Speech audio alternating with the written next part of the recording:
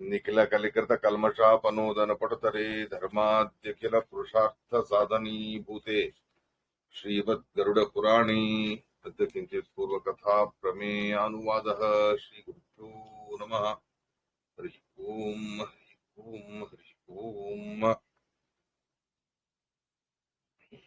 శ్రీకృష్ణ ఉవాచ పుత్రః పౌత్రః ప్రపౌత్రో వా తద్భ్రాతా భ్రాతృసంతతిః సపిండ సంతతిర్వాపి క్రియార్హా ఖగజ్ఞాతయః తేషామభావే సర్వేషాం సమానోదక సంతతిః పురద్వయేపి చోచ్ఛిన్నే స్త్రీభిః కార్యా క్రియా ఖగ యదృచ్ఛయోచ్ఛిన్న బంధోః కారయేదవనీపతిః పూర్వాః క్రియా మధ్యమాశ్చ తథా చైవోత్తరాః క్రియాః. శ్రీ గురుభ్యో నమః. హరి ఓం హరి ఓం హరి ఓం.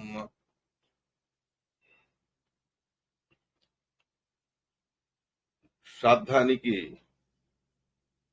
ఎవరు అధికృతులు, శ్రాద్ధం చేయడానికి ముఖ్యంగా ఎవరు చేయగలరు అనేటటువంటి ప్రశ్నని గరుడదేవుడు అడిగాడు.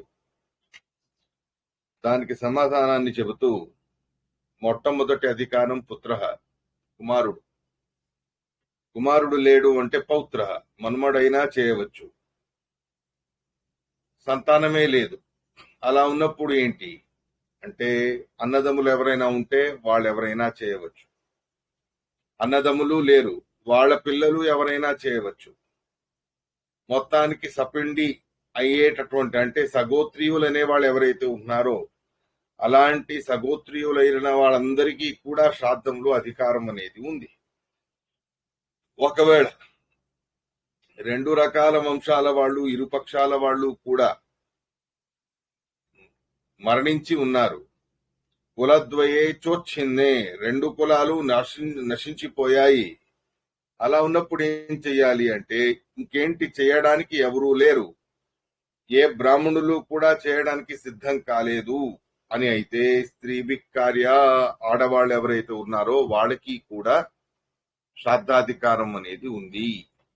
అలాంటి ఆ సందర్భాన్ని కూడా శ్రీకృష్ణ పరమాత్ముడు మనకి ఇక్కడ చెబుతాడు. కులద్వయేపి చోచ్ఛిన్నే స్త్రీభిః కార్య క్రియా ఖగ. కాబట్టి రెండు కులాలు కూడా వినాశనం అయ్యాయి అని అయితే అప్పుడు ఏ ఆడవాళ్ళు మిగిలి ఉన్నారో వాళ్లకు కూడా శ్రాద్ధాధికారం అనేది ఉంటుంది. ఇది ఈ రకమైనటువంటి ఒక విశేషాంశాన్ని శాస్త్రంలో చెప్పబడి ఉన్నది. ఆ విషయాన్నే శ్రీకృష్ణ పరమాత్ముడు మనకి ఇక్కడ చెప్పడం అనేది జరిగినది. ఒకవేళ చేయడానికి ఆడవాళ్ళు కూడా లేరు, అలా అయితే ఏంటి, ఎదృచ్ఛయ ఉచ్ఛిన్న బంధోహో, ఇంకెవరూ లేరు అతడికి చేయడానికి అని అయితే కారయేద్ అవనీపతి, మహారాజు గారు వారి రాజ్యంలో ఎవరు మరణించి ఉన్నారో, ఎవరు అనాథలై ఉన్నారో అలాంటి వాళ్ళెవరికీ కూడా శ్రాద్ధాది క్రియలు జరగలేదో వాళ్ళెవరెవరున్నారు అనేది తెలుసుకొని రాజశాసనం చేసేనాను కూడా ప్రత్యేకంగా తన రాజ్యంలో మరణించిన అనాథ ప్రేతలుగా ఉండేటటువంటి వాళ్ళందరికీ కూడా కారయే శ్రాద్ధాలను చేయించాల్సిందే. తను తమ పురోహితులో తమ రాజ్యంలో ఉండే ఎవరో ఒకరు ఎవరు శ్రాద్ధాధికారులే ఉన్నారు అంటే అజీవత్ పితృకులు ఉన్నారో అలాంటి వాళ్ళు ఎవరినైనా సరే పురమాయించి తన రాజ్యంలో మరణించిన వాళ్ళందరి కోసము కూడా శ్రాద్ధ క్రియలను చేయించడం అనేది చాలా ముఖ్యమైనటువంటి విషయం.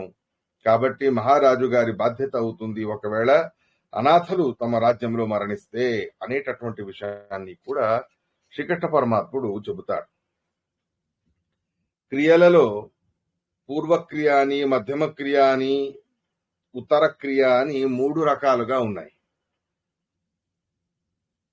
పూర్వక్రియ, మధ్యమ క్రియ, ఉత్తర క్రియ ఇత్యాదుల వివరాలన్నీ కూడా శ్రీకృష్ణ పరమాత్ముడు మనకి ఇక్కడ చెబుతాడు. ప్రతి సంవత్సరం పక్షిన్ ఏకోద్దిష్ట విధానత, మరణించిన వాళ్ళ కోసం ప్రతి సంవత్సరము కూడా వాళ్ళు మరణించిన తిథి రోజు, మృత తిథి ఏదైతే ఉందో ఆ రోజు వారి కోసం ఖచ్చితంగాను కూడా శ్రాద్ధం అనేది చెయ్యాలి. అలా చేయడం వలన ప్రతి సాంవత్సరిక శ్రాద్ధం అనేది చేయడం వలన కలుగునట్టి శ్రేష్టమైన ఫలితం ఏమిటో తెలుసుకో.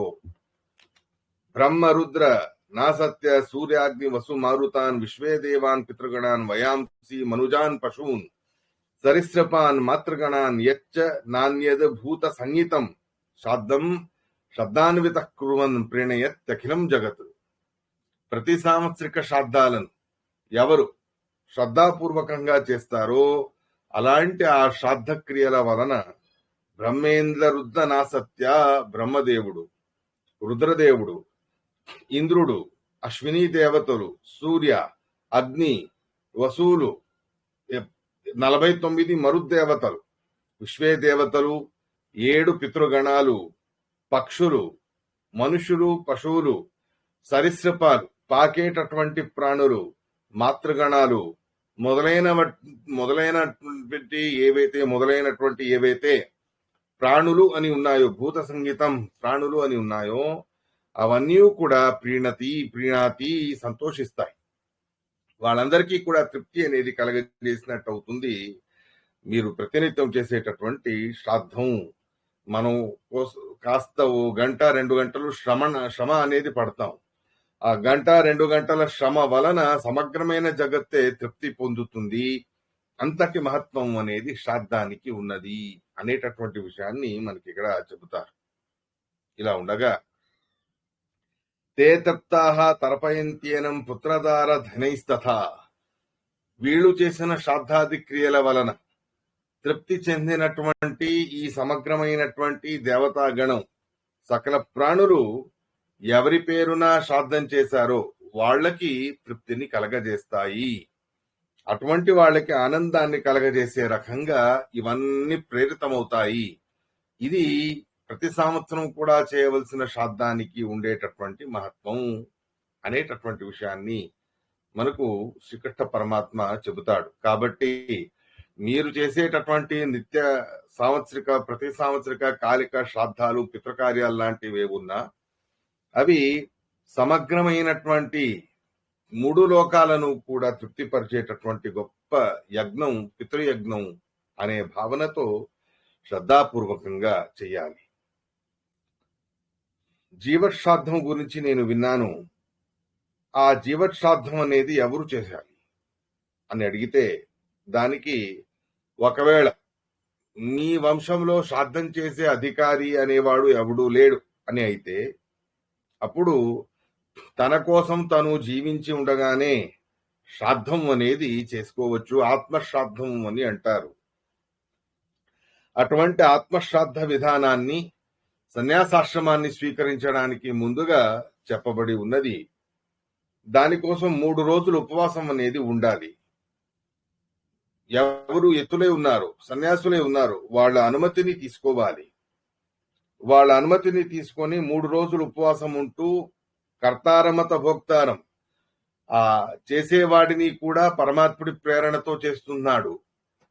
ఈ శ్రాద్ధాన్ని ఉపభోగం చేయడానికి వచ్చిన వారు కూడా, ఉపభోగం చేసేటటువంటి వాడు కూడా శ్రీమన్నారాయణుడి యొక్క సన్నిధానంతో యుక్తమై ఉన్నాడు అనేటటువంటి భావంతో, నహంకర్త హరికర్త అనేటటువంటి భావంతో ఆ శ్రాద్ధం అనేది ఖచ్చితంగాను కూడా చేసుకోవడం అనేది చేయాలి. దానంగా ఆత్మశ్రాద్ధ నిమిత్తకంగా గోదానం అనేది కంపల్సరిగా ఇవ్వడం అనేది చెప్పబడి ఉన్నది. పితృదేవతల పేరు మీద ఇచ్చేవన్నీ కూడా స్వధా అనే పేరుతో ఇవ్వబడతాయి. అగ్నేయ కవ్యవాహనాయ స్వధానామ. ఈ సందర్భంలో ఉపయుక్తమైనటువంటి అగ్నిదేవుడి పేరు కవ్యవాహన అని. ఒక్కొక్క కర్మకి ఒక్కొక్క పేరుతో అగ్నిదేవుడు ఆ విధి విధానాలన్నిటికీ కూడా తను ఆహుతులను స్వీకరించడానికి ఒక్కొక్క పేరుతో ఒక్కొక్క చోట ఉంటాడు. వైశ్వదేవాదుల కోసం రుక్మక నామక అగ్నిదేవుడు ఉంటే, ఇక్కడ పితృకార్యాలలో కవ్యవాహన అనబడే పేరుతో అగ్నిదేవుడు ఉంటాడు. మరియు చంద్రదేవుడు కూడా ఉంటాడు. సోమాయవ పితృమతే స్వధానమః. సోమాయవ పితృమతే అనేటటువంటి చంద్రుడి సన్నిధానము కూడా పితృదేవతల్లో విశేషంగా ఉంటుంది. దక్షిణ దిశకై ముఖం పెట్టి ఒకవైపు విశ్వేదేవతల్ని, దూరిలోచన సన్నికులైనటువంటి విశ్వేదేవతలని, ఒకవైపు పితృదేవతలని మనం ఆహ్వాన అనేది చెయ్యాలి. మన పూర్వీకుల మరణ నిమిత్తకంగా వసుభ్య, రుద్రేభ్య, ఆదిత్యేభ్య, వసురుద్ర ఆదిత్యులు అనేటటువంటి దేవతల్ని ఆహ్వానం చేసి వాళ్ళ అంతర్యామి అయిన భారతీయ రమణ ముఖ్య ప్రాణాంతర్గత ప్రద్యుమ్న, అనిరుద్ధ, సంకర్షణ అనబడేటటువంటి భగవద్ రూపాలని ఉద్దేశంగా పెట్టుకొని తర్పణాదులు మొదలైనవన్నీ కూడా, శ్రాద్ధాది పిండ ప్రదానాదులన్నీ కూడా చేయడం అనేది చెయ్యాలి. సౌమ్యాం ధేనుం తథోదద్యాత్ వసుద్దేశం ద్విజాయతు. వసు అనే ఆహ్వానంతో, వసువుకే గోదానం చేస్తున్నాను అనే భావనతో సౌమ్య అనే పేరు పెట్టి గోవుని, సౌమ్య స్వభావం కలిగిన గోవుని దానంగా ఇవ్వాలి. ఇది సామాన్యంగా మనం ప్రతినిత్యం కూడా చేసే శ్రాద్ధ ప్రక్రియ. ఆ శ్రాద్ధ ప్రక్రియ విధానానికి అనుగుణంగానే ఆత్మశ్రాద్ధం అనేది కూడా చెప్పబడి ఉన్నది. అలాంటి ఆ గోవుని దానంగా ఇచ్చి ఆ తర్వాత అష్టాక్షర నారాయణ నామస్మరణాన్ని చేస్తూ విశేషంగా మనం శ్రాద్ధ సమాప్తి ఇలాంటివన్నీ కూడా చేయవచ్చు. చతుర్దశ్యాం తతో గచ్చేత్ యథా ప్రాప్తాం సరిద్వరాం పూర్వేణ విప్ర సౌమ్యేన రాజా వైశ్యో అపరేణ చ దక్షిణేన తథా శూద్రో మార్గేణ వికరన్ యవాన్. చతుర్దశి వచ్చినప్పుడు, అమావాస్య శ్రాద్ధాలకి సంబంధించి చతుర్దశి వచ్చి ఉన్నప్పుడు శ్రేష్టమైన నదీ తీరాలకి వెళ్ళాలి. పూర్వ దిశకై బ్రాహ్మణుడు సాగితే సౌమ్యేన రాజా వైశ్యే అపరేణ చ, ఉత్తర దిశకై వైశ్యుడు వెళ్ళాలి. దక్షిణ దిశలో శూద్రుడు. ఈ రకంగా యవాలని వికరణ చేస్తూ, అంటే యవాన్ని జల్లుతూ జల్లుతూ ఆ నదీ తీరం దాకా వెళ్ళాలి. వస్త్రాలు, లోహఖండములు మొదలైనవన్నీ కూడా, ఎన్నో పదార్థాలు, శ్రాద్ధానికి కావలసినవన్నీ, దానాలు మొదలైనవన్నీ కూడా తీసుకునే ప్రయత్నం అనేది చేయాలి. దక్షిణాభిముఖో వహ్ని, దక్షిణాభిముఖంగా వహ్నిని ప్రజ్వలింపజేయాలి. సామాన్యంగా శుభకార్యాలకి ఉత్తరాభిముఖంగా లేదా పూర్వాభిముఖంగా మనం అగ్నిని చేయడం అనేది చేస్తాం. కానీ పితృకార్యాలకన్నిటికీ కూడా దక్షిణ దిశయే శ్రేష్టమైనది అని చెప్పి ఉన్నారు. కాబట్టి దక్షిణ దిశకై మనం అగ్నిని ప్రజ్వలించడం అని చేయాలి.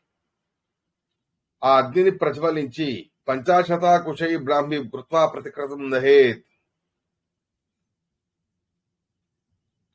50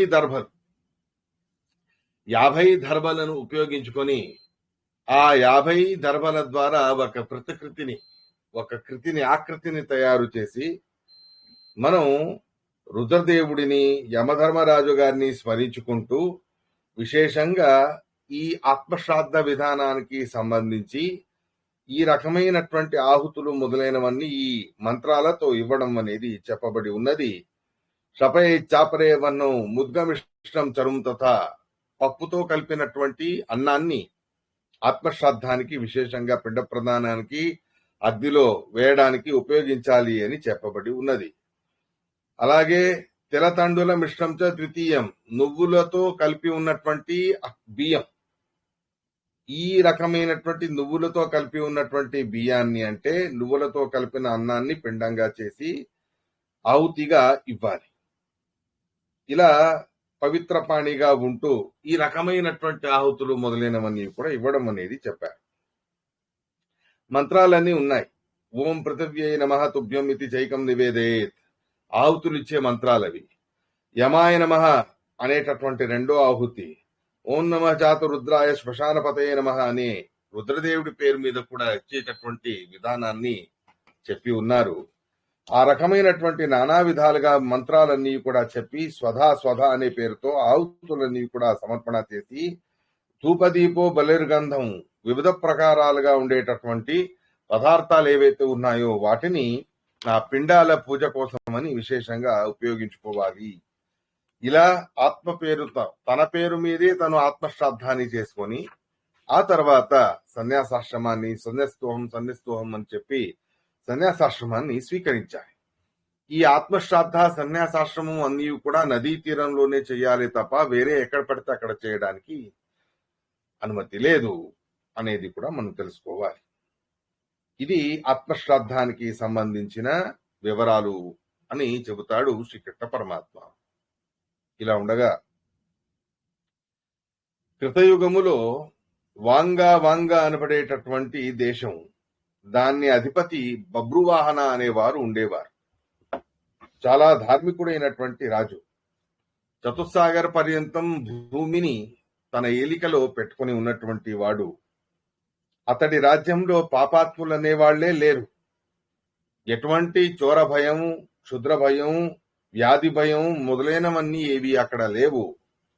ప్రతినిత్యం కూడా ప్రతివారు, ప్రతి ప్రజా కూడా పరమాత్ముడి యొక్క భక్తులై ఉండేటటువంటి వాళ్ళు. అలాంటి ఆ బభ్రువాహన అనబడే మహారాజు గారు ప్రభూత బలవాహన విశేషమైనటువంటి సైన్యాన్ని తన వెంట తీసుకొని తను వేటాడాలి అని చెప్పి బయలుదేరుతాడు. అతడి గుణగణాలు ఎంత గొప్పగా ఉండేవి అంటే, అక్షుబ్ధత్వే అచల సమః. పర్వతం ఎలా క్షోభకి గురి కాదో అలా కఠినమైన స్థితిగతుల్లోనూ కూడా క్షోభకి గురి అయ్యేవాడు కాదు. తప్పు చేసిన వాళ్లను సహించి క్షమించి వేసే గుణములో భూమికి సమానంగా ఉండేవాడు. అలాంటి మహాగుణవంతుడైన ఈ మహారాజు గారు ఒక శ్రేష్టమైన వనాన్ని వేటాడాలి అని చెప్పి వనానికి వెళ్లడం అనేది చేశారు. 100 గుర్రాలు తన వెంట సైన్యంతో పాటు బయలుదేరి వస్తే, అక్కడ ఉండేటటువంటి నానా రకాలుగా ఉండే మృగాలని క్షోభకి గురి చేద్దామని చెప్పి నానా విధాలుగా సింహనాదాలు, శంఖధ్వనులు, దుందుబీనాదాలు మొదలైనవన్నీటటువంటి వివిధ ప్రకారాలైన శబ్దాలతో ప్రాణులని క్షోభకి గురి చేసే రకంగా ఆ వేటాడే విధానానికి అనుగుణంగా ఇలా వారు బయలుదేరారు. అయితే చాలా దూరం అలా ప్రయాణం అనేది వాళ్ళది సాగింది. మధ్యలో ఎన్నో ప్రాణుల్ని సంహారం అనేది చేశాడు. అలా వెళుతూ వెళుతూ ఒక శ్రేష్టమైన నందనవనమో ఏమో అనే రకంగా చాలా మనోహరమైనటువంటి వనం కనిపించింది బభ్రువాహనుడికి. కపిత్థ మొదలైనటువంటి ఎన్నో రకాల ఫల వృక్షాలు అక్కడ ఉన్నాయి. సుందరమైనటువంటి పర్వతాల మధ్యలో ఆ వనం అనేది కనిపించింది. కానీ ఎంత పెద్ద, ఎన్నో యోజనాల విస్తారమైనప్పటికీ కూడా అక్కడ జలము కనిపించలేదు, మానవులు కూడా కనిపించలేదు. మృగసింహై మహాఘోరై అన్యైశ్చాపి వనేతరై తద్వనం మనుజవ్యాఘ్ర సభృత్య బలవాహన ఏలయా లోడయామాస. అలాంటి ఆ వనాన్ని సునాయాసంగా మొత్తం జల్లెడ పట్టినట్టు అక్కడ ఉండే పశువులన్నిటినీ కూడా వెతికి క్రూర మృగాలన్నిటినీ కూడా హింసించడం అనేది చేశాడు. ఇలా ఉండగా ఒక మృగానికి కొట్టిన బాణం దాని చావుకి కారణం కాలేదు. ఆ బాణంతో పాటు ఆ మృగం అలాగే పరిగెత్తింది. దాన్ని ఎలాగైనా నేను పట్టుకోవాలి అనే ఆశతో ఈ రాజుగారు కూడా వెనక ముందు ఆలోచించకుండా ఆ వనంలో ప్రవేశించాడు ఒంటరిగా. వెనక సైనికులందరూ కూడా ఆగిపోయారు. సైనికులకి ఇతడికి మధ్యలో అగాధం అనేది ఏర్పడింది. ఒంటరిగానే ఆ వనాన్ని ప్రవేశించాడు. చాలా దూరం అలాగే వేటాడే ఆసక్తిలో ఎక్కడికొచ్చాను, ఎంత దూరం వచ్చాను, ఇదేది కూడా ఆలోచించుకోలేదు ఆయన. అలాగే ముందు సాగిన ఆయనకి బాగా ఆకలి దాహములు అనేవి అనిపించాయి. అలాంటి ఆ ఆకలి దాహములతో ఒక మహత్తరమైన, దట్టమైన, ఘోరమైనటువంటి వనాన్ని తను ప్రవేశించడం అనేది చేశాడు. అటువంటి దట్టమైన వనాన్ని ప్రవేశించి ఆకలితో దాహంతో ఉండగా ఎక్కడైనా జలం ఉందా అని చెప్పి వెతకడం మొదలు పెట్టాడు. దగ్గరలో హంస, సార మొదలైనటువంటి పక్షుల కలరవ ధ్వనులు వినిపించాయి. అయితే అక్కడ ఖచ్చితంగా జలం అనేది ఉంటుంది అని చెప్పి ఆ పక్షుల శబ్దానికి అనుసరించి ఆ సరోవరానికి తను వెళ్ళాడు. నీటిని చూసిన వెంటనే బాగా దాహంతో అతడి గుర్రం కూడా ఉంది. గుర్రంతో పాటు తను ఆ నదిలో దిగడం అనేది చేశాడు. ఎంతో సుందరమైన పద్మ పరాగములతో ఆ సరోవరం చాలా మనోహరంగా కనిపిస్తూ ఉన్నది. మంచి సుగంధం అక్కడ ప్రసరించి ఉన్నది. చల్లని అమృతతుల్యమైనటువంటి జలం అక్కడ ఉండగా హాయిగా ఆ నీళ్లని తను తాగాడు. తన దాహాన్ని పరిహారం అనేది చేసుకున్నాడు. గుర్రానికి కూడా కొంచెం విశ్రాంతి ఇవ్వాలి అని చెప్పి జటాస్వశ్వం బబంధ, అక్కడే ఉండేటటువంటి వృక్షాల జటములు అంటే వేళ్లు ఉంటాయి కదా, అలాంటి ఆ వేళ్లకి గుర్రాన్ని కట్టడం అనేది చేశాడు. ఈ రకంగా ఆ రాజుగారు కొద్దిగా విశ్రాంతి తీసుకుందామని చెప్పి ఆ వటవృక్షానికి వేలాడేటటువంటి ఏవైతే తీగలు అనేవి ఉన్నాయో ఆ వటవృక్షానికి వేలాడేటటువంటి ఆ కాష్టములు ఏవైతే ఉన్నాయో వాటికి గుర్రాన్ని కట్టడం అనేది చేశాడు. చల్లగా గాలి వీస్తూ ఉండగా హాయిగా నిద్రపోయాడు. ఎంతసేపు నిద్రపోయాడో తెలియలేదు. అలా నిద్రపోయి చాలా కాలం గడిచింది. అంతలో క్షణం సుప్తే నృపే తత్ర ప్రేతో వై ప్రేతవాహన, కొంతసేపటికి అక్కడ ఒక భయంకరమైన కోలాహలం అనేది వినిపించింది. కచ్చిదత్ర జగామాథ యుక్తం ప్రేత శతేనచ, ఒక పెద్ద పిశాచం 100 పిశాచాలతో పాటు కలిసి అదే ప్రాంతానికి తను రావడం అనేది చేసేది. భయంకరమైన రూపాలు ఉన్న ఆ పిశాచాలతో పాటు భక్ష్యం పేయం మార్గమాణో నబద్నాతి ధృతిం క్వచిత్, భక్ష్యములు పేయములు కావాలి అని చెప్పి మంచి ఆకలితో ఉన్న ప్రాణుల వలె మనుషులను వేటాడేటటువంటి పిశాచాలు అవన్నీ కూడా. అలాంటి ఆ పిశాచాల ప్రేతముల కోలాహలముతో మేల్కువైన ఈ రాజుగారు కళ్ళు తెరిచి చూస్తే 100 పిశాచాలు ఉన్నాయి. ఆ పిశాచాలలో చాలా పెద్ద పిశాచం, పిశాచాల రాజు మెల్లగా తన దగ్గరికి రావడం అనేది చూసి తను తన మీద ఆక్రమణ చేస్తుందో ఏమిటో అని చెప్పి వెంటనే తను కూడా వెంటిని సంధించి ధనుర్బాణాన్ని ఎక్కుపెట్టడం అనేది చేశాడు. అలాంటి ఆ రాజుగారి పరాక్రమాన్ని, విల్లు విద్యా పారంగతత్వాన్ని చూసిన ఆ పిశాచి తను మిమ్మల్ని హింసించడానికి నేను రాలేదు, తమవస్థితమాలోక్య రాజా ప్రాప్త కుతూహల, అలా నడుస్తూ ఒక చోట ఆగిపోయింది పిశాచి రాజు.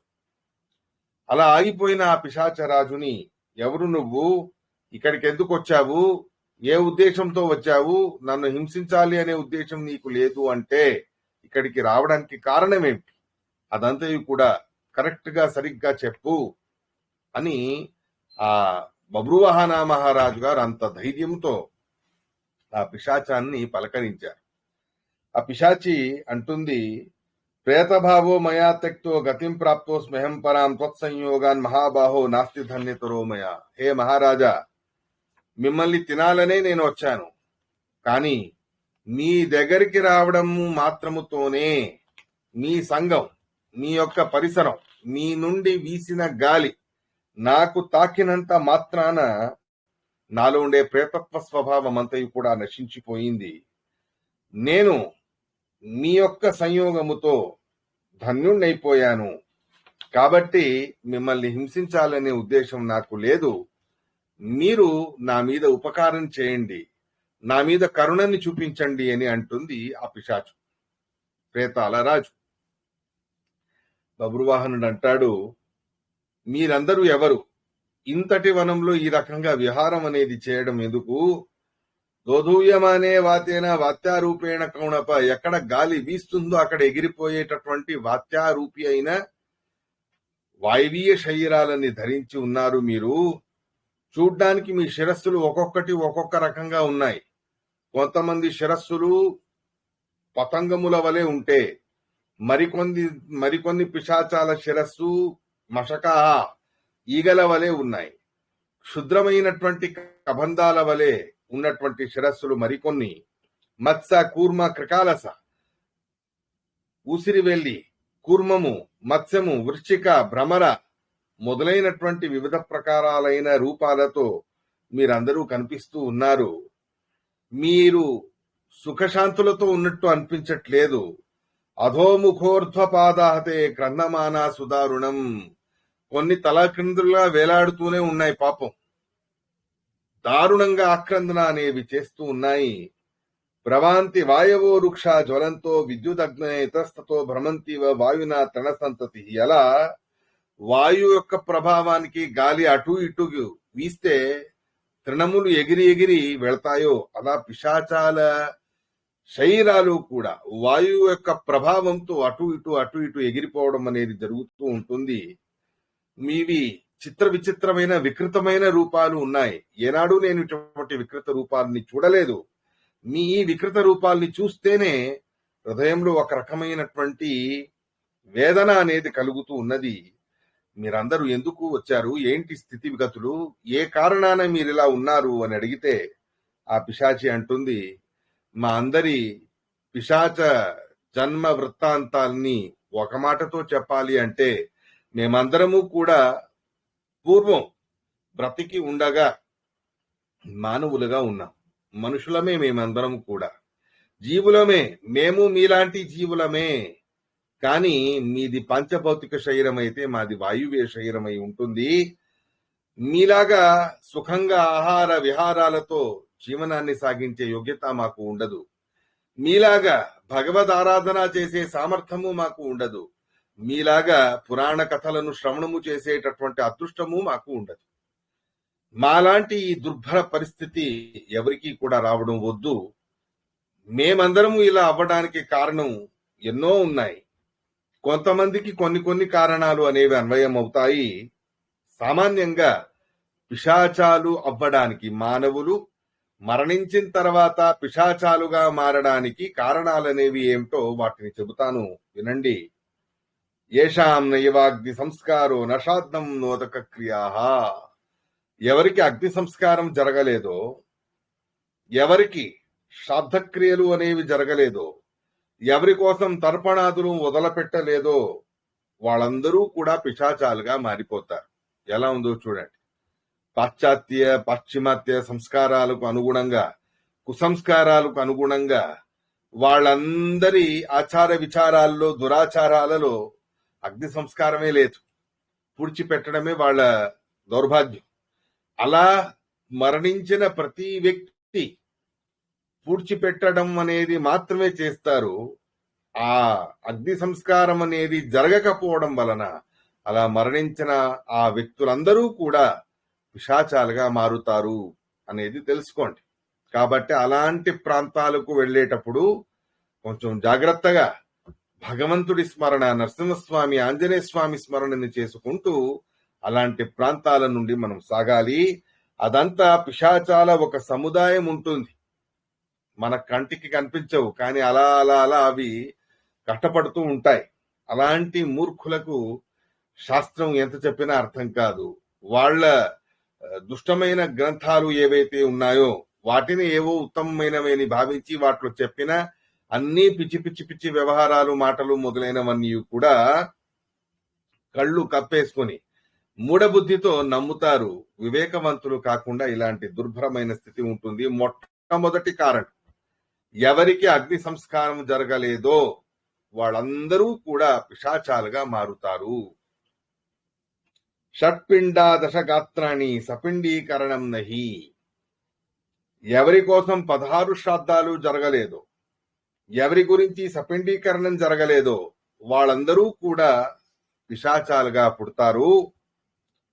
విశ్వాసఘాతిన, విశ్వాసఘాతకులు, మద్యపానం చేసేవాళ్ళు, సురాపాహ, మద్యపానం చేసేవాళ్ళు. చూడండి, మద్యపానం చేసిన వాళ్ళందరూ కూడా పిశాచాలుగా మారుతారు. స్వర్ణహారిణ, బంగారాన్ని దొంగలించిన వాళ్ళు, దుర్మరణాన్ని పొందిన వాళ్ళు, అసూయాపరులు, ప్రాయశ్చిత్తాలు చేసుకోకుండా అలాగే అగమ్య గమనాది పాపాలను చేసి చచ్చిన వాళ్ళు, వివిధ ప్రకారాలైన పాప కర్మల వలన భ్రామ్యమాణాహ, పిశాచాలుగా మారి అక్కడ ఇక్కడ సంచరిస్తూ ఉంటారు. ప్రతినిత్యం కూడా నరకతుల్యమైన జీవితాన్ని ఆ పిశాచాలు అనుభవిస్తూ ఉంటాయి. ఆకలి దప్పికలు ఉంటాయి, కానీ మనలాగా వంట వండుకునే యోగ్యత ఉండదు. తినడానికి మంచి ఆహారం అనేది వాటికి దొరకదు. వాటి దౌర్భాగ్యానికి నిన్న విన్నారుగా, సంతప్తకుడికి పిశాచాలు చెబుతాయిగా. అలాంటి నీచమైన హేయమైన పదార్థాలనే తిని జీవనాన్ని సాగించే దుర్భర స్థితిలో ఆ పిశాచాలు ఉంటాయి అనేది తెలుసుకోండి. ప్రాయశ్చిత్త విహీనాః కర్మభి బ్రాహ్మ్యమాణాతే ప్రాణిన స్వకృతైరిహ దుర్లభాహార పానీయాః దృశ్యంతే పీడితా భృశం ఏతేషాం కృపయా రాజన్ త్వం కురుష్వ ఔత్వదేహికం. నీ దగ్గర నేను వేడుకునేది ఏమిటి అంటే, మాలాంటి వాళ్ళ గురించి ఎవ్వరూ కూడా శ్రాద్ధం చేయలేదు. కనీసం నువ్వైనా మా మీద కరుణని చూపించి మాకీ ప్రేతావస్థ నుండి బయటపడేటటువంటి ఉద్దేశముతో చక్కగా మా పేర్ల మీద శ్రాద్ధాలు చెయ్యి స్వామి, శ్రాద్ధాలు చేయించండి, ఏదో ఒక రకంగా మమ్మల్ని ఉద్ధరించండి, ఇదే మేము మిమ్మల్ని వేడుకుంటాము. ఎవరికి తల్లిదండ్రులు లేరో, పిల్లలు లేరో, బాంధవులు లేరో, ఎవరు నా అనేవాళ్లే లేరో అలాంటి వాళ్ళందరికీ కూడా రాజా స్వయం కుర్యాత్ కర్మాణి శాస్త్రమే చెబుతుంది. స్వయం మహారాజు గారే అలాంటి అనాథలందరికీ కూడా ప్రేతత్వం రాకుండా ఉండడానికి అగ్ని సంస్కారాలు లాంటివన్నీ కూడా చేయించాలి అని చెప్పి ఉన్నారు. అలాంటి శాస్త్రానికి అనుగుణంగానే నేను వేడుకుంటూ ఉన్నాను. మీరు మా పేర్ల మీద శ్రాద్ధాలు చేస్తే పరలోక ప్రాప్తి అనేది మాకు కలుగుతుంది. విముక్త సర్వ దుఃఖేభ్యో ఏనాంజో దుర్గతిం తరేద్ భ్రాతరక్కస్య కే పుత్రాః స్త్రియోపి స్వార్థకోయిదాః. కొంతమంది దౌర్భాగ్యం ఎలా ఉంటుంది అంటే, చెప్పుకోవడానికి అందరూ ఉంటారు, కానీ ఎవరూ కూడా వాడి ఉద్ధారాన్ని చేసే ఉద్దేశంతో ఉండరు. విముక్త సర్వ దుఃఖేభ్యో ఏనాంజో దుర్గతిం తరేత్. ఎవరి వలన ఎన్నో లాభాలు పొంది ఉంటారు, ఎవరి వలన ఎన్నో రకాల సుఖాలని అనుభవించి ఉంటారో, ఎవరి వలన అన్ని కష్టాల నుండి దూరమై ఉంటారో అలాంటి వాళ్ళు తమకు ఉపకారం చేసిన వ్యక్తి గురించి ఆలోచించకుండా స్వార్థ బుద్ధితో యుక్తులై అందరూ కూడా కాల ప్రభావానికి తగ్గట్టే తమ తమ స్వార్థాల్ని పరిపూర్ణం చేసుకోవడంలో కాలం గడుపుతూ ఉన్నారు. కస్య భ్రాతరః కే పుత్రః. ఎవరు అన్నదమ్ములు, ఎవరు పిల్లలు, భార్య ఏ భార్య కోసమని సమగ్రంగా జీవితాన్ని వ్యర్థం చేసుకున్నాడో అలాంటి భార్య అయినాను కూడా తన భర్త ఉద్ధారం కోసమని ప్రయత్నం చేసే ఉద్దేశం ఈ కాలంలో ఉండదు. నకార్యస్తేషు విశ్వం సుకృతం భుజ్యతేత.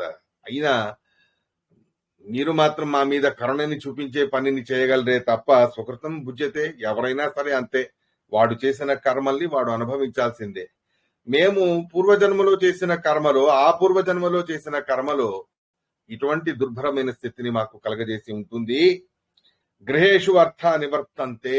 సంపాదించిన ధనం దేన్ని చూసి కన్ను మిన్ను ఎరగక, ఎవరినీ లెక్క చేయక, ఉన్మత్తుడై మహోన్మత్తుడై ఎవరైతే ధనోన్మాదముతో లోక పీడకుడై ఉన్నాడో అలాంటి వాడు సంపాదించిన కోట్ల ఆస్తి ఏమవుతుంది? గృహేషు అర్థ నివర్తంతే. ఇంటి దగ్గరే ఆగిపోతాయి. వాడి వెంట, చచ్చిన వాడి వెంట అవి రావు.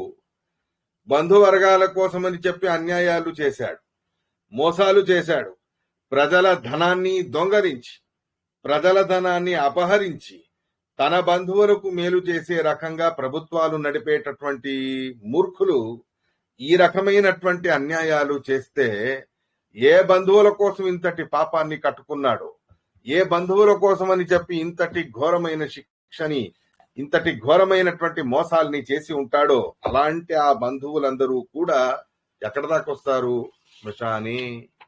శ్మశానం దాకా తప్ప ముందు వాళ్ళు రారుగా వెంట. శరీరం కోసం నానా రకాలుగా మోసాలు చేశాడు, భోగ విలాసాల్లో ముంచేశాడు శరీరాన్ని. ఏ భోగ విలాసాల కోసం ముంచేసి శరీరాన్ని సుఖవంతంగా జీవితాన్ని గడిపాడో అలాంటి ఆ శరీరం ఏమవుతుంది? కాష్టమాదత్తే. కట్టెలు ఆ శరీరాన్ని లాగేసుకుంటాయి. అగ్ని ప్రభావముతో అగ్ని జ్వాలలకి ఆ శరీరం మీద ఎంతటి మోజును పెంచుకొని ఉన్నాడో, శరీరం మీద ఎంతటి మమకారాన్ని పెట్టుకుని ఉన్నాడో అదంతయు కూడా అగ్ని ఆ శరీరాన్ని భస్మం చేసేస్తుంది. వాడి వెంట వచ్చేది అంటే రెండే: పాపం పుణ్యం సహవ్రజేత్. వాడు చేసిన పుణ్యకర్మలు లేదా పాపకర్మలు, అవి తప్ప ఇంకెవరూ కూడా వాడి వెంట రారు. భగవంతుడు ఒకడు వాడి వెంట వస్తాడే తప్ప ఇంకెవ్వరూ కూడా మన వెంట వచ్చేవాళ్లు కారు అనేది తెలుసుకోండి. అస్థిరేణ శరీరేణ కర్తవ్యం చౌర్ధ్వదేహికం. కాబట్టే శరీరం అనేది స్థిరంగా ఉండదు. ఇటువంటి అస్థిరమైన శరీరాన్ని ఉద్దేశంగా పెట్టుకొని ఈ శరీరం యొక్క ఉద్ధానం అనేది అవ్వాలి అనే ఉద్దేశంతో ఔద్వదేహిక క్రియలు అనేవి చెయ్యాలి.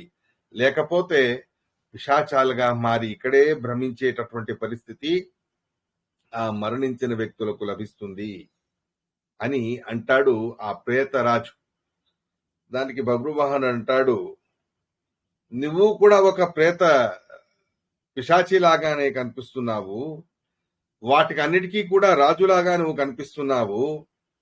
నాకు నీ మాటలతో బాగా సంతోషం కలిగినది. నువ్వు యథార్థాన్ని చెబుతూ ఉన్నావు, నిజాన్ని పలుకుతూ ఉన్నావు. నీ మాటలలో ఎక్కడ కూడా వంచన అనే బుద్ధి లేదు, నీ చూపులలో మోసం చేసే ఉద్దేశం లేదు. నీ మాటల వలన నువ్వు యథార్థంగా చాలా ప్రామాణికంగా ఆనెస్టీగా నా దగ్గర మాట్లాడుతున్నావనేది తెలిసినది నాకు చాలా సంతోషమైంది. కాబట్టే నిన్ను కొన్ని ప్రశ్నల్ని నేను అడుగుతూ ఉన్నాను. నువ్వు ఈ రకమైన పిశాచి జన్మగా పుట్టడానికి పర్సనల్ గా నీ కారణం ఏమిటి?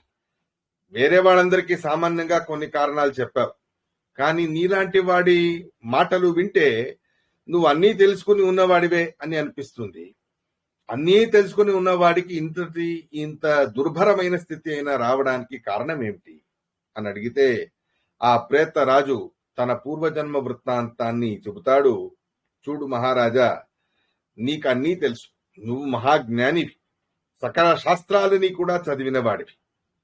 అయినా నువ్వు అడుగుతున్నావని చెప్పి నా ప్రేతత్వానికి కారణం ఏమిటి అన్నదాన్ని చెబుతాను. ఆ కారణాన్ని తెలుసుకొని నా మీద దయ చూపించి నన్ను ఉద్ధరించు. నేను పూర్వజన్మలో జీవించి ఉండగా, అంటే పూర్వ శరీరంలో జీవించి ఉండగా వైదిష అనబడే నగరంలో ఆవాసమై ఉండేవాడిని. సర్వ సంపదలతో నిండి ఉన్నటువంటి శ్రేష్టమైన నగరం వైదిష అనబడేటటువంటి నగరం. నానా జనుల సమావేశం అక్కడ ఉన్నది, నానా రత్నాల సమాకులం అనేది అక్కడ ఉన్నది. ఎన్నో రకాల అద్భుతమైన వనాలు, ఉపవనాలు, ఎంతో మంది పుణ్యాత్ములతో నిండి ఉన్నటువంటి శ్రేష్టమైనటువంటి పుణ్య నగరి ఆ వైదిష అనబడేటటువంటి నగరి, ఆ నగరం. అక్కడ నేను సాత్వికుడినే. దేవార్చన రతస్తద, భగవంతుడి అర్చనాదులను చేస్తూ భగవద్ ఆరాధనని చేస్తూ సాత్వికమైన ధర్మ మార్గంలోనే జీవించినటువంటి వాడిని. నా పేరు సుదేవ అని ఉండేది నేను జీవించి ఉన్నప్పుడు. వైశ్య జాతిలో పుట్టినటువంటి వాడిని నేను. ఆ వైశ్య జాతిలో పుట్టినటువంటి వాడిని సుదేవ అనే నా పేరు ప్రాయశః మీరు మీ రాజ్య ప్రజల మధ్యలో ఈ మాటని విని ఉంటారు. ఎందుకు అంటే నా సత్కర్మలే నా కీర్తికి నిదర్శన. నేను చేసిన సత్కర్మలే నాకు గుర్తింపు. కాబట్టి నా సత్కర్మల గుర్తింపు అనేది నాకు ఉండడం అనేది మీరు ప్రాయశః నా పేరు తెలుసుకొని ఉండి ఉంటారు అని అంటుంది పిశాచం. చూడండి, నామ్నా విదితస్తుతే హవ్యేన తర్పితాదేవ కవ్యేన పిత్రోమయ. ప్రతి ఒక్క మనిషికి గుర్తింపు అనేది ఆధార్ కార్డ్ అని అనుకుంటారు. అదేదో లౌకికమైన గుర్తింపు కాదు, ఆధ్యాత్మికమైన గుర్తింపు. మనం చేసినటువంటి సత్కర్మలు, మనం చేసినటువంటి ధర్మకర్మలు, మనం చేసినటువంటి తపస్సు, మనం సాధించినటువంటి జ్ఞానాదులు, అవే నిజంగా మన గుర్తింపు అనేది తెలుసుకోవాలి అంటాడు ఆ సుదేవ అనే పిశాచి. హవ్యేన తర్పితా దేవాహ, నాకు విహితమైన యజ్ఞయాగాదుల్ని నేను చేశాను. పితృదేవతల విషయంలో ఎక్కడ కూడా పొరపాటు చేయలేదు. ప్రతినిత్యం చేయవలసిన శ్రాద్ధాదులన్నీ కూడా చేశాను. ఎన్నో రకాల దానాలని చేశాను. ఎన్నో రకాల మోక్షోపాయాల్ని ఆశ్రయించి బ్రాహ్మణుల్ని విశేషంగా ఆదరించి మరీ వాడికి కడుపు నిండా భోజనం కూడా పెట్టాను. ఒకసారి కాదు, 2 సార్లు కాదు, ఎన్నోసార్లు ఇటువంటి పుణ్యకర్మల్ని నేను చేశాను.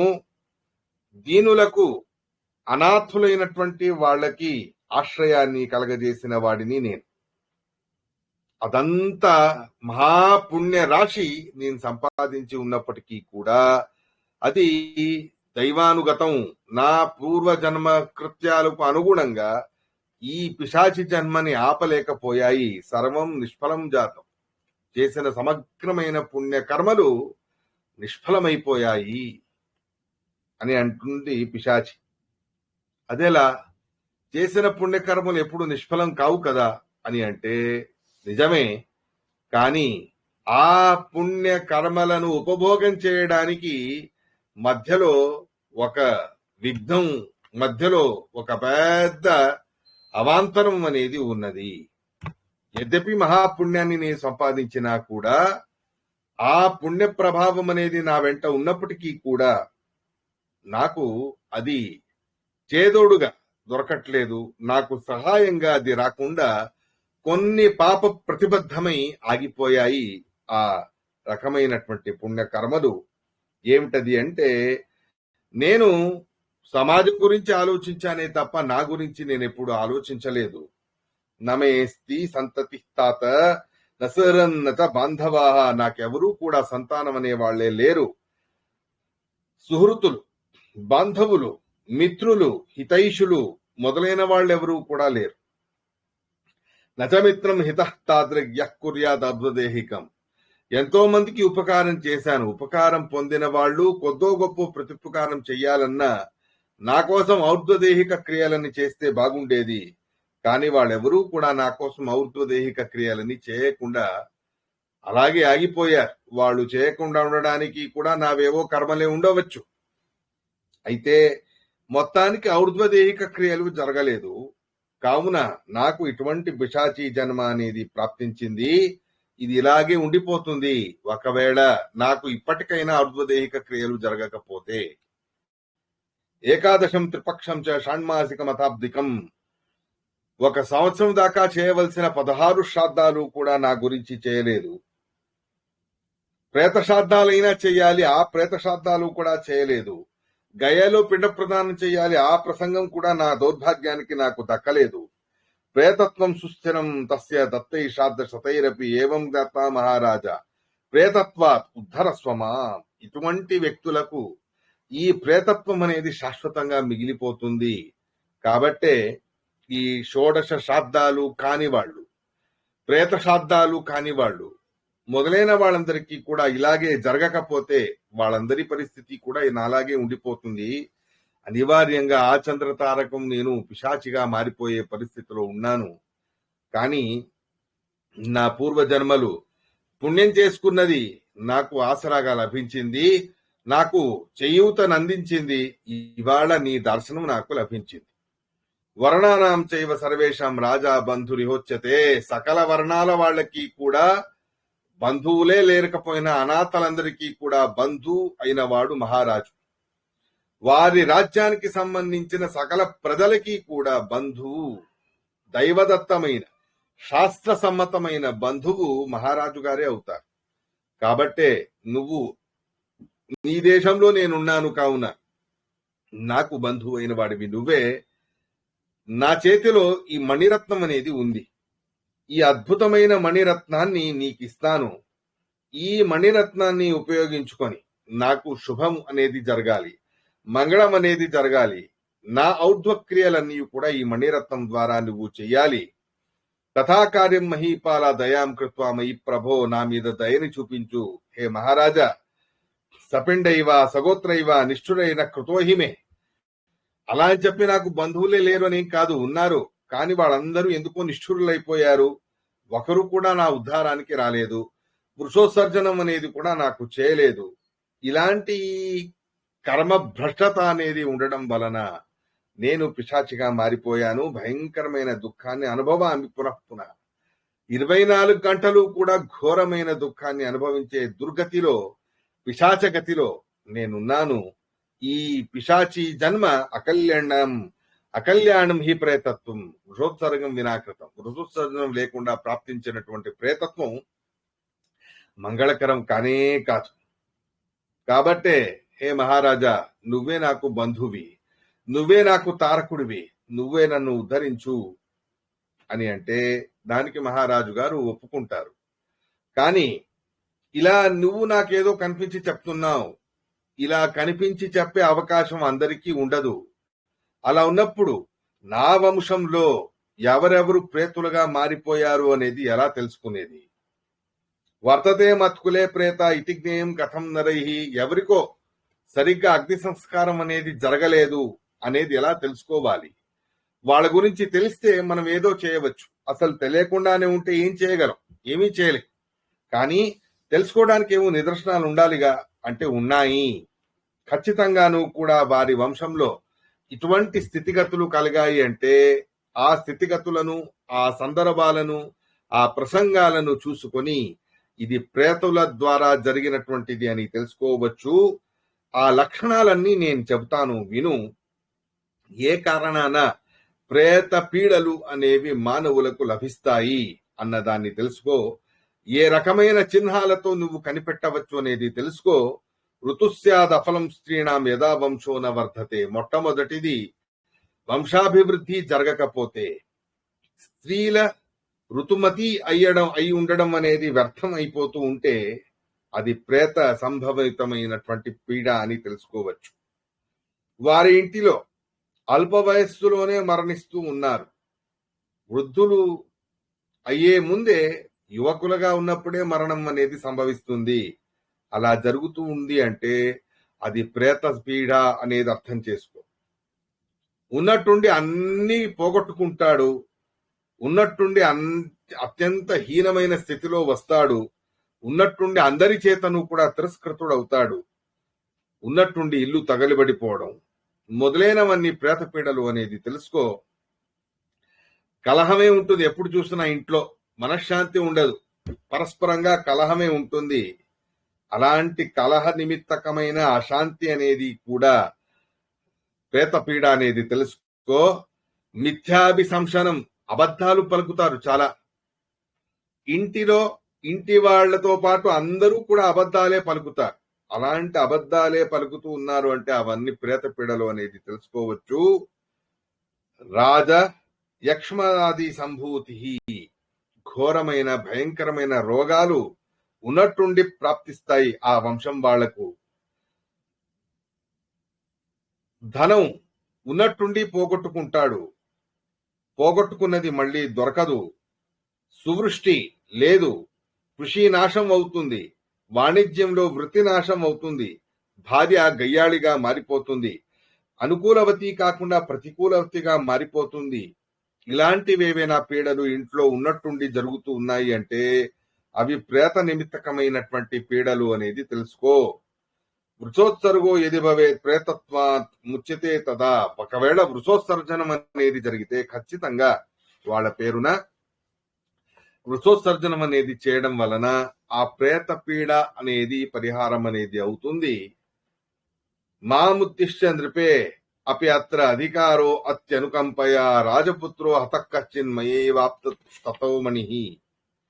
కాబట్టే మీరు నా ఈ మణిని తీసుకొని, మణిరత్నాన్ని తీసుకొని నా కోసం ఔద్వదేహిక క్రియలన్నీ కూడా చేయండి. దీనిలో మీరే అధికృతులై ఉన్నారు, సందేహం లేదు. ఈ మణిని యద్యపి మీరు రాజుగా మీ దగ్గర ఉండే అనంతమైన ధనం అదేం పెద్ద విషయం కాదు నా కోసం ఔద్వదేహిక క్రియలు చేయడం. కానీ ఔద్వదేహిక క్రియలు మనం సంపాదించిన ధనంతో మనకు జరిగితే అప్పుడు అధికమైన పుణ్యానికి అది కారణమవుతుంది. అలా నేను యద్యపి పిశాచిగా పుట్టిన తర్వాత, పిశాచిగా మారిన తర్వాత ఈ మణిరత్నాన్ని ప్రయత్నపూర్వకంగా శ్రమతో సాధించాను. ఒక రాజపుత్రుడితో యుద్ధం చేసి మరి అతడి ధనాన్ని నేను తీసుకున్నాను. ఆ రాజపుత్రుడిని సంహారం అనేది చేశాను. వాడు కొట్టాడు నన్ను కూడా బాగానే, నేను వాడిని కొట్టాను. మొత్తానికి మా ఇద్దరి యుద్ధంలో వాడిని ఎలాగోలా చంపి ఎంతో శ్రమపడి ఈ మణిరత్నాన్ని నేను సాధించాను. కాబట్టే ఈ మణిరత్నంతో మీరు వృషోత్సర్జనం మొదలైనవన్నీ చేయండి. కార్తీక మాసం పౌర్ణిమా తిథి చాలా శ్రేష్టమైనది, లేదా ఆశ్వీన మాసం ఆ మధ్యలో అయినా చేయవచ్చు. రేవతి నక్షత్రం ఉన్న రోజైనా పర్వాలేదు. వృషోత్సర్జనం అనేది ఇటువంటి పుణ్య పర్వకాలలో చేయండి. మహాపుణ్యవంతులైన విష్ణు భక్తులైన వైష్ణవోత్తములను విశేషంగా పిలిపించి వాళ్ల చేత యజ్ఞయాగాదులన్నీ కూడా చేయించి విశేషమైన మంత్ర పురస్సరమైనటువంటి విధానానికి అనుగుణంగా నాకు ఈ రకమైన ఔర్ధ్వదేహిక క్రియలను చేయించి చాలా మంది బ్రాహ్మణులకి కడుపు నిండా భోజనం అనేది పెట్టించండి. ఈ రత్నం వలన వచ్చునట్టి ధనం ఎంత ఉందో ఆ సమగ్రమైన ధనాన్ని మొత్తం నా ఔర్ధ్వదేహిక క్రియలకి మీరు ఉపయోగించేసేయండి. దాంతో నాకు ముక్తి అనేది ప్రాప్తిస్తుంది అని అంటాడు ఆ పిశాచి. అలాగే అని చెప్పి బబ్రువాహనుడు ఆ మణిని తను తీసుకొని సరే అని ఒప్పుకుంటాడు. క్రియాధికారస్తస్యేవ యో ధన గ్రాహకో భవేత్. రెండో సందర్భాన్ని కూడా చెబుతారు. ఒకవేళ బాంధవ్యం అనేది లేదు, ఆస్తి వచ్చింది అని అనుకుందాం. ఎవరి ఆస్తి వీడికి వచ్చి ఉంటుందో అలాంటి వాడు కూడా అధికృతుడై ఉంటాడు. మరణించిన వ్యక్తి యొక్క ఆస్తిని ఒకవేళ ఈ వ్యక్తి ఎవరో ఫలానా దేవదత్తుడు పొందాడు అని అయితే వాడే ఆ ఆస్తిని ఎవరి ద్వారా పొందాడో వాడి కోసమని ఔర్ధ్వదేహిక క్రియలు మొదలైనవన్నీ కూడా ఖచ్చితంగా చేయాలి. ఈ రకమైనటువంటి ఒక విధానం అనేది కూడా ఉన్నది అని చెప్పగా అప్పటికే అక్కడ ఘోరమైనటువంటి కోలాహలం అనేది మొదలైంది. రాజసైనికులందరూ కూడా వస్తున్నారు అనేది అర్థమైంది. ఈ పిశాచం తన పిశాచాలతో పాటు అందరూ కూడా అదృశ్యులై అక్కడి నుంచి అక్కడే మాయమైపోయి వెళ్లిపోవడం అనేది జరిగినది. రాజుగారి దగ్గర సైనికులు చేరుకునేటప్పటికి అక్కడ ఎవరూ కూడా లేరు. మాట ఇచ్చిన ప్రకారంగా కార్తీక మాసం పౌర్ణిమా తిథి యందు ఆ ప్రేతరాజు సుదేవుడి కోసమని చెప్పి వృషోత్సర్జన విధానం, శ్రాద్ధ ప్రక్రియలు మొదలైనవన్నీ కూడా చేశారు బబ్రువాహన మహారాజు గారు. అటువంటి ఆ మహాపుణ్య ప్రభావముతో సువర్ణమయమైన దేహాన్ని ఆ సుదేవ వైశ్యుడు తను పొందడం అనేది జరిగినది. దైవలోకాలకి స్వర్గలోకాలకి వెళుతూ వచ్చి ఈ మహారాజు గారికి సాష్టాంగ నమస్కారాన్ని చేసి దేవత్వదీయ మహిమాయం ఇతి స్తువంసయాతో దివం గరుడ భూపతిన్ కృతజ్ఞ. మీ యొక్క మహిమ ఇది, నాలాంటి పిశాచికి స్వర్గలోక ప్రాప్తి అవుతుంది అని చెప్పి ఎంతగానో సంతోషంగా ఆ రాజుగారికి నమస్కారం అనేది చేసి అక్కడి నుంచి ఆ దేవతాలోకాలకి స్వర్గలోకాలకి వెళ్లిపోతుంది సుదేవ అనబడేటటువంటి పిశాచి. కాబట్టి బంధువులు ఎవరూ లేరు అని అయితే ఆ రాజ్యానికి రాజుగారే వారి రాజ్యంలో ఉండే అనాథల కోసమని తప్పకుండాను కూడా ఔర్ధ్వదేహిక క్రియలను చేయించాలి. ఇది విధి విధానం అనేది తెలుసుకోండి అనే విషయం సుదేవుడి కథా ప్రసంగంతో మనం తెలుసుకోవచ్చు. తేషాం విభిన్నాహారాణం శ్రాద్ధం వై తృప్తిదం కథం.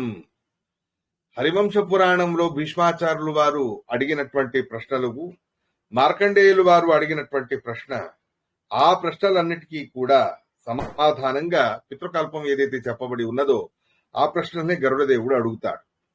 మనమిచ్చిన ఇటువంటి శ్రాద్ధ పదార్థాలు మన పితృదేవతలకి అందుతుంది అంటే ఎలా? ఆ అందజేసే వాళ్ళు ఎవరు? ఆ ప్రక్రియ, ఆ విధానం అనేది ఏమిటి? అదంతా కూడా నాకు చెప్పు స్వామి అని గరుడదేవుడు కృష్ణ పరమాత్ముడిని అడిగాడు. దానికి శ్రాద్ధం అనేది భూలోకంలో చేయబడితే అప్పుడు ఎవరి ఉద్దేశాన్ని పెట్టుకొని శ్రాద్ధం చేయబడి ఉన్నదో ఒకవేళ ఆ వ్యక్తి దేవలోకంలో ఉన్నాడు అంటే అతడికి అమృత రూపంగా చేరుతుంది. గంధర్వలోకంలో ఉన్నాడు అంటే భోగ రూపంగా ఆ పుణ్యం అనేది చేరుతుంది. పశువుగా పుట్టాడు అంటే ఆ పశువు తినే ఆహారంగా ఆ శ్రాద్ధపు పుణ్యం చేరుకుంటుంది. శ్రాద్ధం అనేది వాయువు రూపంగా సర్పాలలో పుట్టి ఉంటే పితృదేవతలు అంటే తల్లిదండ్రులు సర్పాల జాతిలో పుట్టి ఉన్నారు అని అయితే వాళ్ళకి మంచి వాయు రూపంగా ఆ పుణ్య ప్రభావం అనేది అందుతుంది. ఫలం భవతి పక్షిత్వే, పక్షిగా పుడితే ఆ పక్షులు తినే ఫల రూపంగా శ్రాద్ధం అందుతుంది. రాక్షసుల్లో పుడితే మాంస రూపంగా శ్రాద్ధపు పుణ్యం వాళ్ళకి అందుతుంది.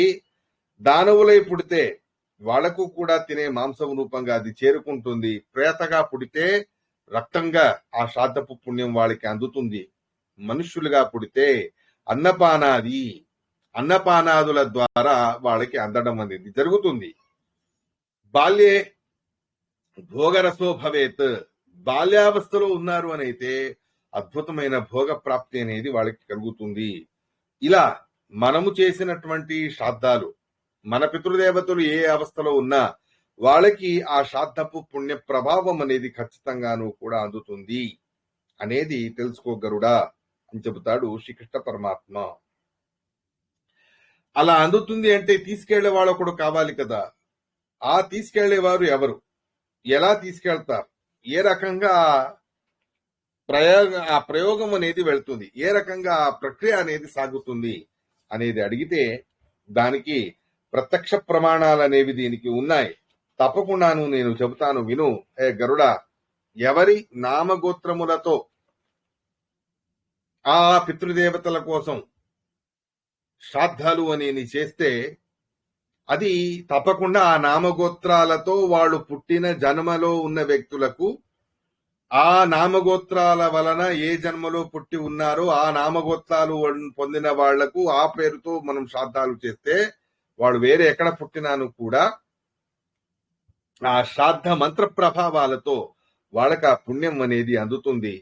ఆ పుణ్యాన్ని తీసుకెళ్లే వాళ్ళు ఎవరు అంటే 7 పితృగణాలు. పితృ సముదాయానికి, పితృదేవతల సముదాయానికి చెందిన అగ్నిశ్వత్త మొదలైనటువంటి విరాజ మొదలైనటువంటి పితృదేవతా గణం ఈ రకంగా మనం చేసిన శ్రాద్ధ పుణ్యాన్ని మన పితృదేవతలకి అందజేసే బాధ్యతని పరమాత్ముడి ద్వారా వాళ్ళు పొంది ఉన్నారు. న్యాయప్రాప్తమైన ధనంతోనే శ్రాద్ధం చెయ్యాలి. అన్యాయంతో చేసిన, అన్యాయ ప్రాప్తితో అన్యాయము చేసి సంపాదించిన ధనంతో శ్రాద్ధం చేస్తే అది పనికిరాదు. అన్నం నయంతి తత్రైతే జంతురు ఎత్రావతిష్యతే నామగోత్రం చమంతా చ దత్తమన్నం నయంతితే.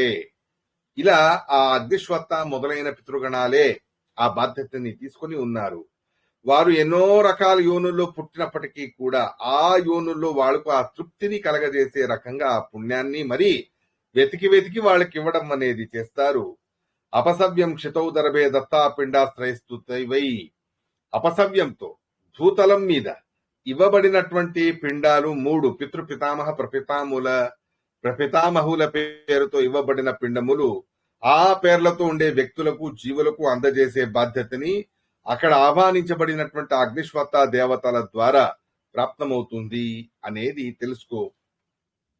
ఏ రకంగా గోవుల సముదాయంలో దూడని వెతికి మరీ పట్టుకుంటుందో తల్లి గోవు, అలా ఎవరి పేరు మీద ఇవ్వబడిందో శ్రాద్ధం ఆ వ్యక్తిని వెతికి పట్టుకొని మరీ వాడికి ఆ పుణ్య ప్రభావాన్ని అందజేస్తారు. పితర శ్రాద్ధ భోక్తారు విశ్వే దేవై సదాసహ. విశ్వే దేవతలు, పితృదేవతలు 5 వస్తారు. 3 పితృదేవతలు, 2 విశ్వే దేవతలు. సూర్యలోచన, సంజ్ఞక విశ్వే దేవతలు. వీళ్ళు మనం ఇచ్చిన శ్రాద్ధంలో మనం ఇచ్చిన ఆహార పదార్థాలు మొదలైనవన్నీ స్వీకరించి మనకు మన పితృదేవతల ఆశీర్వాదాన్ని కలగజేస్తారు. వసురుద్రాదిత్యులు ఎవరైతే ఉన్నారో, అలాంటి శ్రాద్ధాభిమాని, శ్రాద్ధ దేవతలని ఉన్నవాళ్ళు ఎవరైతే ఉన్నారో వాళ్ళు, ఆ వసురుద్రాదిత్యులు, ఆ గుంపుకు చెందిన దేవతలు మన శ్రాద్ధ ప్రక్రియలో వాళ్లను నిమిత్తం చేసి వస్వంతర్గత, రుద్రాంతర్గత, ఆదిత్యాంతర్గత అనే పేర్లతో ఆ రకంగా శ్రాద్ధం అనేది చేయడం వలన ఆ దేవతలందరూ కూడా మన పితృదేవతలకి ఆ శ్రాద్ధ పుణ్యాన్ని అందజేసేయడానికి ఈ పనిని వాళ్ళు స్వీకరించి ఉంటారు. ఇక ఆత్మానం గుర్విణీ గర్భం అపి ప్రీణాతి వయ్యథ. గర్భావస్థలో ఉన్న ఆ గర్భస్థ శిశువుకి కూడా ఆనందాన్ని కలగజేస్తారట వీళ్ళందరూ కూడా చేరికొని. పితృదేవతలు ఎంతో సంతోషిస్తారట. శ్రాద్ధకాలం దగ్గరలో ఉంది అంటే మా కోసం మా వాళ్ళందరూ కూడా ఎంతో చక్కగా శ్రద్ధాభక్తులతో శ్రాద్ధాలు చేస్తారు అని చెప్పి ఈ పితృదేవతలందరూ కూడా ఆనందంగా చాలా వేగంగా శ్రాద్ధ కాలానికి ఆ ఇళ్లకి వాళ్ళు వచ్చి చేరుకుంటారు. మనం బ్రాహ్మణుల్ని నిమిత్తం చేసి వాళ్లకు భోజనం పెడితే ఆ బ్రాహ్మణుల అంతర్యామిగా ఉంటూ, వాయురూపంగా ఉంటూ స్వయం వాళ్లే బ్రాహ్మణుల నిమిత్తంతో ఉపభోగం అనేది చేస్తారు.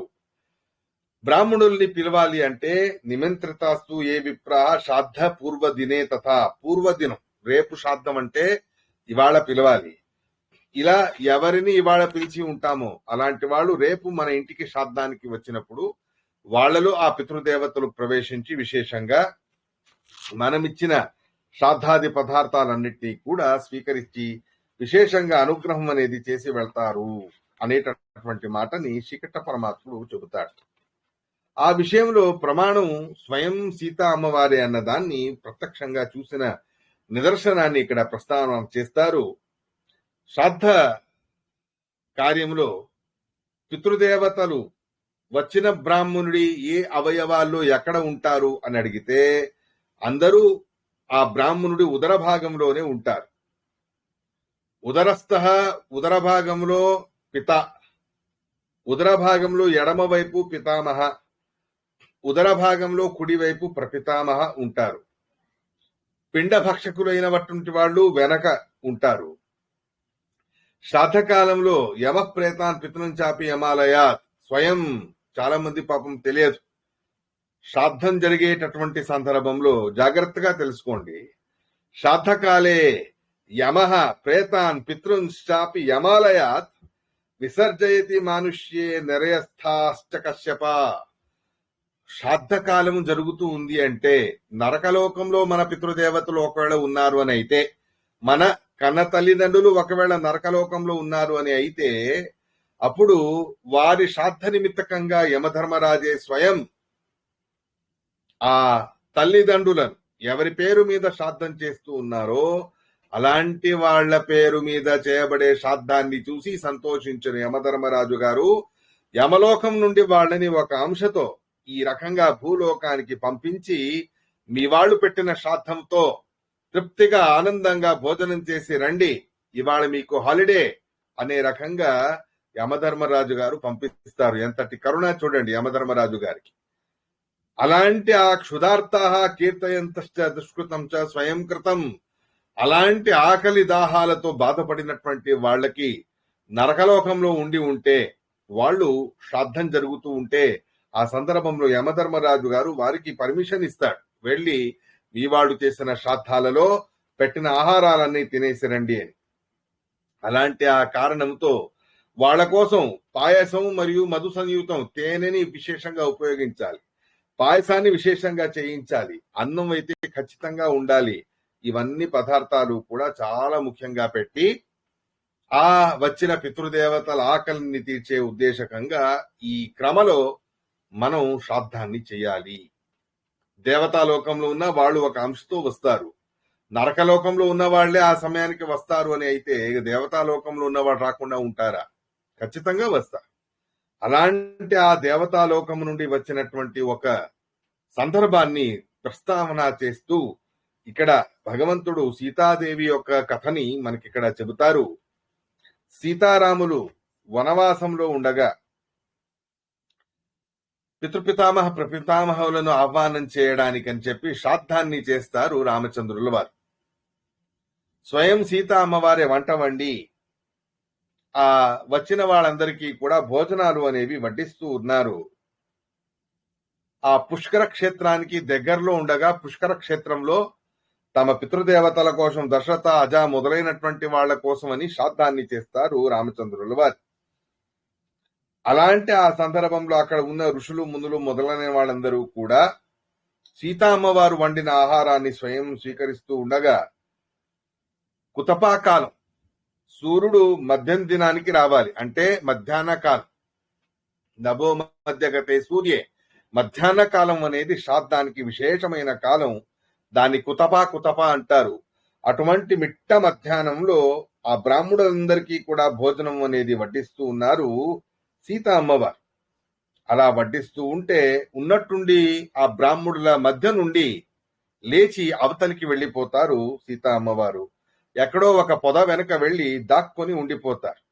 ఇదేంటి ఇలా విపరీతంగా ప్రవర్తించిందే సీత, ఏనాడు ఇలా చేయలేదు, ఎందుకని ఇలా విపరీతంగా తను ప్రవర్తిస్తుంది, ఏమిటో కారణమై ఉండవచ్చు, తర్వాత కనుక్కుందాంలే అని చెప్పి తప్పనిసరిగా శ్రీరామచంద్రుడే ఆ ఋషులు మునులు ఎవరైతే ఆ రోజు వచ్చి ఉన్నారో వాళ్ళకి భోజనాన్ని వడ్డించాడు స్వయం శ్రీరామచంద్రుడు. వాళ్ళ అదృష్టం చూడండి, సాక్షాత్ సీతా అమ్మవారు భగవంతుడు రామచంద్రుడే భోజనం వడ్డించి పెడితే హాయిగా తిన్నటువంటి మహాపుణ్యాత్ములైన అగస్త్యాది మహర్షులందరినీ కూడా అటువంటి అదృష్టవంతులు అని మనం తెలుసుకోవాలి. భోజనాలన్నీ అయ్యాయి, యథోచితంగా దక్షిణాదులన్నీ ఇచ్చేసి ఆ వచ్చిన బ్రాహ్మణుల్ని సగౌరవంగా వాళ్ళ ప్రాంతాలకి తిరిగి పంపించి వేస్తాడు శ్రీరామచంద్రుడు. ఇది అయిన తర్వాత సీతా అమ్మవారు ఏడుస్తూ ఏడుస్తూ కనిపిస్తారు. ఈ రకంగా బాధపడుతూ ఉండడం ఎందుకు అని రామచంద్రుడు అడిగితే దానికి ఆవిడ అంటుంది, నాకు చాలా ఆశ్చర్యకరమైనటువంటి ఒక దృశ్యం కనిపించింది, అందుకే నేను అక్కడ ఆగలేకపోయాను, దుఃఖాన్ని తట్టుకోలేకపోయాను. ఈ రకంగా బాధపడుతూ వచ్చిన బ్రాహ్మణుల్ని ఇబ్బంది పెట్టడం వద్దు అని చెప్పి నేను వెళ్లి అవతలికి వెళ్లిపోయాను, తప్పుగా భావించకండి. ఏమిటా ఆశ్చర్యకరమైన దృశ్యం అని రామచంద్రుడు అడిగితే చెబుతుంది సీతోవాచ, పితాతవ మయా దృష్టో బ్రాహ్మణాగ్రేతు రాఘవ. ఏ బ్రాహ్మణుల్ని మీరు భోజనానికి పిలిచారో ఆ బ్రాహ్మణుడిలో నాకు మీ తండ్రి గారు దశరథ మహారాజు గారే కనిపించారు. ఆయనతో పాటు ఇంకెవరో ఇద్దరు ఉన్నారు, వాళ్ళ పరిచయం నాకు లేదు. సర్వాభరణాలతో యోగ్యమైనటువంటి శ్రేష్టమైన దేవతా రూపాన్ని ధరించి వాళ్ళు కనిపించారు. వాళ్ళెవరో నాకు తెలియదు, మీ తండ్రి గారిని మాత్రం నేను గుర్తుపట్టాను. పితామహ ప్రపితామహ అజ మహారాజు మొదలైనటువంటి వాళ్ళందరూ కూడా పూర్వీకులు కదా, వాళ్ళు ముగ్గురు కూడా వచ్చారు. ఆ ముగ్గురు కూడా బ్రాహ్మణుడిని నిమిత్తం చేసి మనం పెట్టిన ఆహారాన్ని ఆనందంగా వాళ్ళు స్వీకరిస్తూ ఉన్నారు. అటువంటి సమయంలో మీ తండ్రి గారి ఎదురుగా నేను ఈ రకంగా అంటే నార వస్త్రాలని ధరించి వచ్చి వడ్డించడం ఆయనకెక్కడ బాధ కలుగుతుందో ఏమిటో అనే భయముతో నేను వడ్డించలేక, ఆయనని బాధ పెట్టడానికి ఇష్టం లేక అక్కడి నుంచి వెళ్లిపోవాల్సిన అవసరం వచ్చింది. స్వహస్తేన కథం దేయం, ఏ చక్రవర్తి అయిన దశరథ మహారాజు గారికి పంచభక్ష పరమాన్నాల్ని నేను పూర్వం అయోధ్యలో ఉన్నప్పుడు వడ్డించానో అలాంటి ఆ మహానుభావుడికి ఇక్కడ ఏదో అన్నం, ఏదో పాయసం, ఏదో రవ లడ్డు, ఇటువంటి ఏవేవో చిన్న చితక బీదరకంలో ఉండే దారిద్రంలో ఉండేవాళ్ళు తినే ఆహారాన్ని ఆ చక్రవర్తి స్థానంలో ఉన్న మహారాజు గారికి వడ్డించే పరిస్థితిలో వచ్చాను కదా. ఏ పంచపక్షాలని నా చేతులతో వడ్డించానో అటువంటి మహారాజు గారికి ఇటువంటి సామాన్యమైన ఆహారాన్ని వడ్డించే పరిస్థితి అనేది నాకు రావడం సహనం కాలేదు. కాబట్టే నేను వెళ్ళాను. ఎందుకు అంటే దాసానామపి ఏ దాస నోపభుంజంతి కర్హిచిత్, ఏదో ఆకులతో చేసిన పత్రాలు, విస్తరాకులు, అలాంటి విస్తరాకుల్లో వాళ్ళ రాజ్యంలో ఉండేటటువంటి వాళ్ళ దాసుల దాసులు కూడా ఎవ్వరు వాళ్ళ ఇళ్లలో విస్తరాకులతో తినే ప్రసంగం అనేదే లేదు. అలాంటి ఆ మహానుభావుడైన చక్రవర్తి రాజుగారైన దశరథ మహారాజు గారికి విస్తరాకుల్లో అన్నాన్ని వడ్డించడం అనేది నాకు నచ్చలేదు. రెండోది, సర్వాభరణ భూషితురాలుగా నన్ను చూశారు ఆయన. వివాహమైన 12 సంవత్సరాల దాకా సుఖంగా అయోధ్య నగరంలో మేమందరము ఉండగానే అక్కడ దశరథ మహారాజు గారు ఎంతో సంతోషంగా సర్వాభరణాలతో నన్ను చూసి ఆనందించేవారు. నన్ను తన కూతురులాగా చూసుకున్నటువంటి ఉన్నవాళ్లు. అలాంటి ఆ వైభవోపేతమైన రాజ వైభవంలో ఉన్న నన్ను చూసిన మీ తండ్రి గారు ఇప్పుడు ఈ రకమైనటువంటి దీనుల హీనుల స్థితిలో ఉండేటటువంటి వస్త్రాభూషణాలను ధరించి ఉండే పరిస్థితిలో నన్ను ఇలా చూస్తే ఆయన ఎక్కడ బాధపడతారో ఏమో అనే భయంతో నేను ఇక్కడి నుంచి వెళ్లిపోయాను అని చెబుతారు సీతా అమ్మవారు. చూడండి ఎలా ఉంది. చూసే కళ్ళు ఉంటే అన్నీ కనిపిస్తాయి, చూసే కళ్ళే ఉండదు, శ్రద్ధ అనేది ఉండదు, భక్తి అనేది ఉండదు. మన పితృదేవతలు కూడా మనకు దర్శనం ఇవ్వడానికి అని, మన కోసమని ఒకవేళ ఊర్ధ్వలోకాలలో, దేవతాలోకాల్లో లేదా కనీసం నరకలోకాల్లో ఉన్న వాడు వచ్చి వెళ్ళడానికి అవకాశం ఉంది, వచ్చి ఉంటారు. వాళ్ళని చూసే పుణ్యం మనకుండదు ప్రత్యక్షంగా సీతా అమ్మవారిలాగా, కానీ వారు రావడం మాత్రం ఖచ్చితంగా జరుగుతుంది. అటువంటి ఆ దృశ్యాన్ని చూసిన సీతా అమ్మవారు స్వయం ఈ విషయాన్ని చెబుతారు. ఇది విన్న రామచంద్రుడికి ఎంతో ఆశ్చర్యం అనేది కలిగినది. మా తండ్రి గారిని దర్శించుకున్నావా, ఎంతో అదృష్టం నీది అని చెప్పి రామచంద్రుడు ఎంతగానో సంతోషించడం అనేది జరిగినది. సీతయా పితరో దృష్ట యథాతత్వే నివేదితం అపరం శ్రాద్ధ మాహాత్మ్యం కించిశృణు సమాసతః.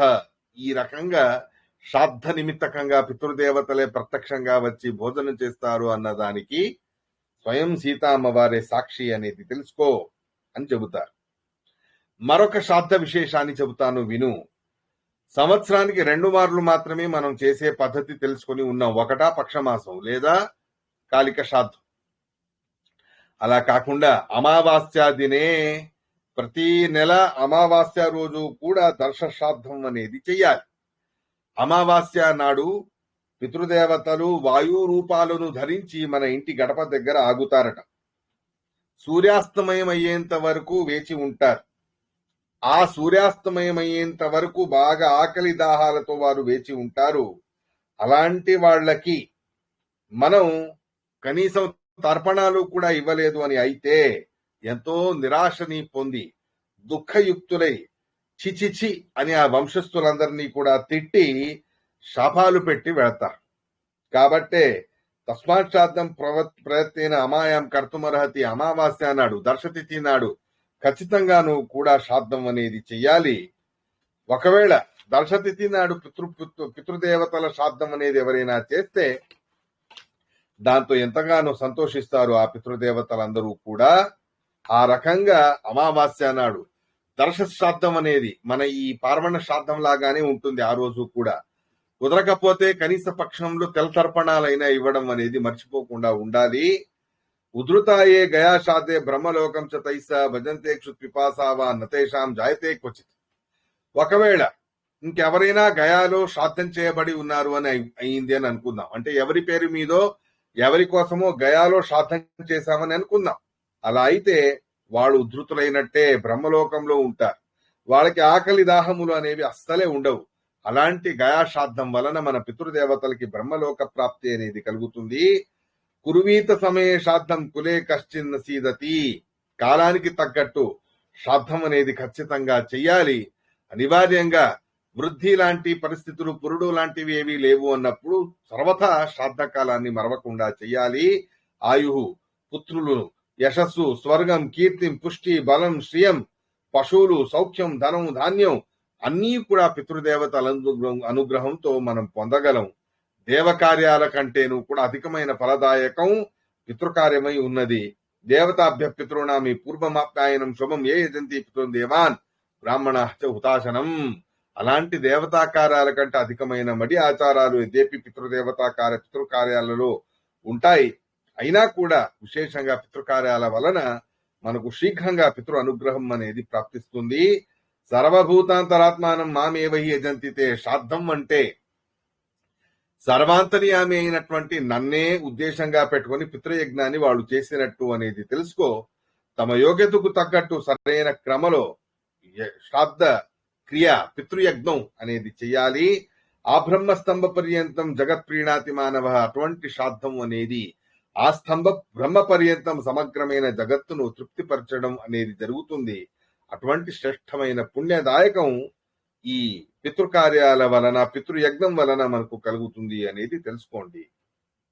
తేన తృప్తి ఉపాయాంతి ఏ పిశాచత్వమాగత యచ్చచాంబు స్థానవస్త్రేభ్యో భూమో పతికేచర.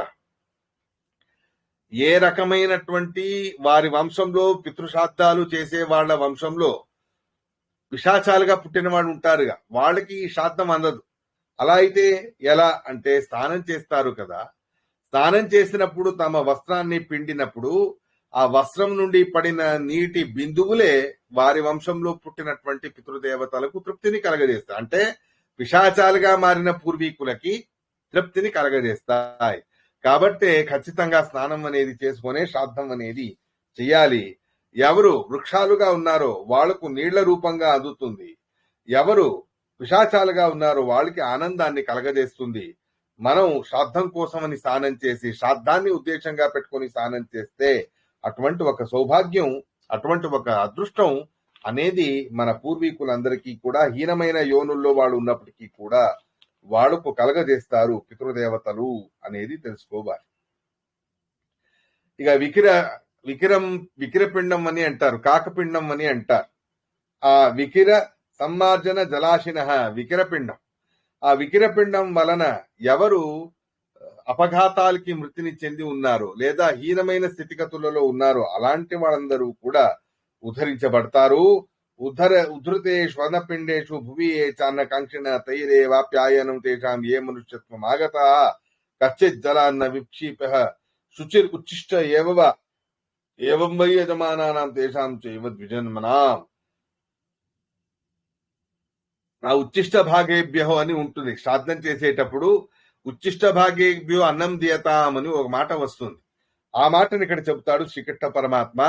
ఏ బ్రాహ్మణులు తమ ఉచ్చిష్టంతోనే ఇస్తారు, భూమి మీద వేస్తారు అని అయితే ఆ ఉచ్చిష్ట దానం వలన అపిశాచాలుగా మారిన వాళ్ళందరికీ కూడా తృప్తి అనేది కలుగుతుంది.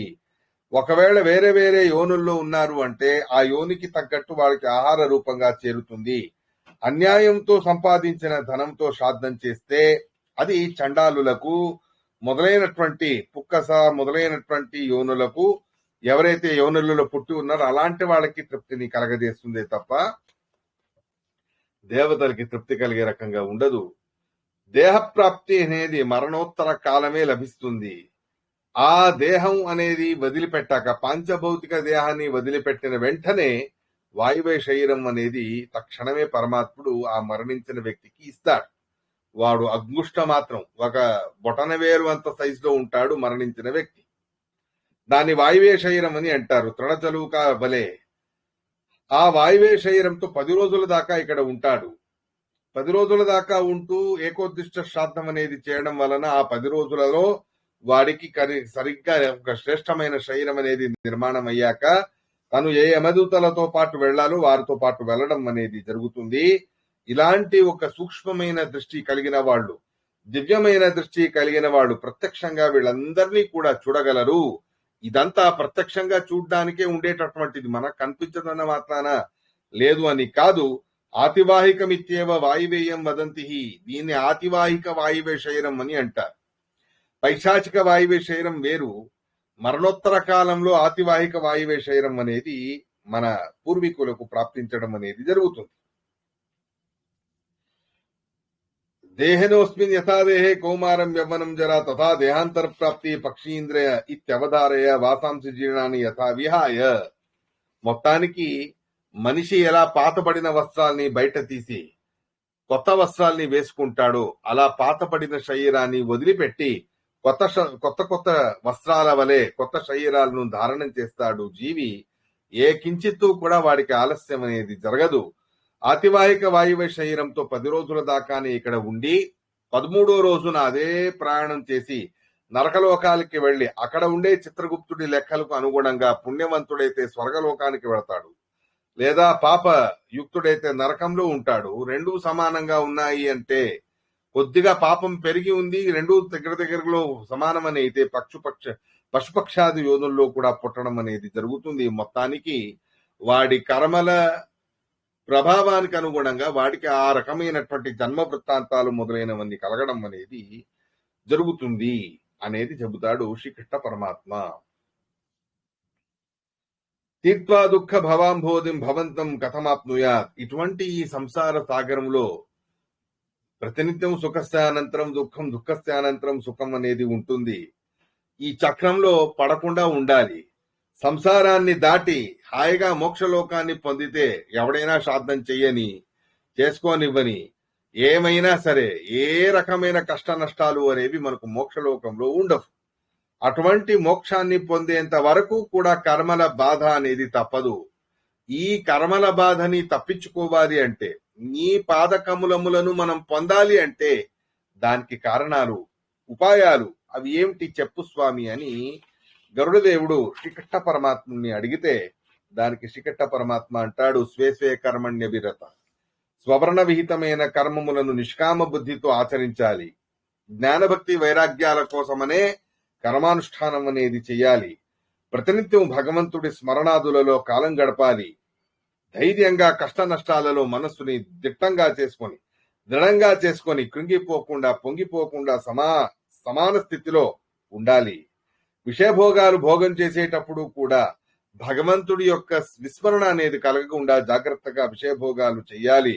ఏకాంత ప్రదేశాలలో ఉంటూ ఎంతైతే అంత అధికంగా భగవంత్ శ్రవణాదులలో, భగవన్ నామస్మరణాదులలో వైరాగ్యముతో పాటు ఉంటూ ఈ రకంగా ఎవరు పరమాత్ముడి శ్రవణాదులను చేస్తాడో అలాంటి వాడు బ్రహ్మభూయాయి కల్పతే, మోక్షాదులను పొందడానికి అర్హుడవుతాడు అనేటటువంటి విషయాన్ని చెబుతాడు శ్రీకృష్ణ పరమాత్మ. ఇటువంటి ఉపాయం, ఇటువంటి నిష్కామ కర్మానుష్ఠానం అనేది ఖచ్చితంగాను కూడా మనకు శ్రేష్టమైనటువంటి మోక్ష ప్రాప్తికి కారణమవుతుంది అనేది తెలుసుకో హే గరుడా అని చెబుతాడు శ్రీకృష్ణ పరమాత్మ. మానుషత్వం లభేత్ కస్మాన్ మృత్యుమాప్తోతి తత్కథం. మానవుడిగా పుట్టడానికి ఏ పుణ్యం అనేది కారణంగా ఉంటుంది? ఇంద్రియాదులన్నీ ఎక్కడికి వెళ్తాయి? అస్పృశ్యత అనేది ఎందుకు వస్తుంది? ఆ పాపకర్మల వలన ఎటువంటి జన్మలు ప్రాప్తిస్తాయి? ఇత్యాదులన్నీ కూడా చెప్పు స్వామి అని అడిగితే, ఆ పాపకర్మలు పూర్వం వెనకటి అధ్యాయాలు చెప్పారు. అటువంటి ఆ పూర్వ అధ్యాయాలు చెప్పిన విషయాలన్నీ మరోమారు శ్రీకృష్ణ పరమాత్ముడు గరుడ దేవుడికి రకంగా చెప్పడం అనేది చేశారు.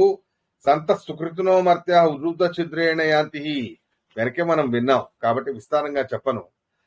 పుణ్యాత్ములందరూ ఊర్ధ్వ రంధ్రాల ద్వారా వెళతారు, పాపాత్ములందరూ అధో రంధ్రాల ద్వారా వెళతారు. వాళ్ళ కర్మలకు తగ్గట్టు సుఖభోగాలను దుఃఖభోగాల్ని కూడా అనుభవిస్తారు అని వెనక వచ్చింది. దాన్ని సంక్షిప్తంగా మళ్ళీ ఇంకొకసారి గుర్తు చేస్తారు శ్రీకృష్ణ పరమాత్మ. 84 లక్షల యోనులలో అండజ, స్వేదజ, ఉద్విజ, జరాయుజ అనబడేటటువంటి 4 రకాల శరీరాలు. వాటిలో మానవ జన్మ అనేది చాలా దుర్లభం. ఆ శ్రేష్టమైన మానవ జన్మని పొందిన తర్వాత ఆ మానవ జన్మలో సాధన చేసుకోవడానికి ప్రయత్నం అనేది చెయ్యాలి. విశేషంగా మానవుల జన్మలో బ్రాహ్మణ జన్మ శ్రేష్టమైనది.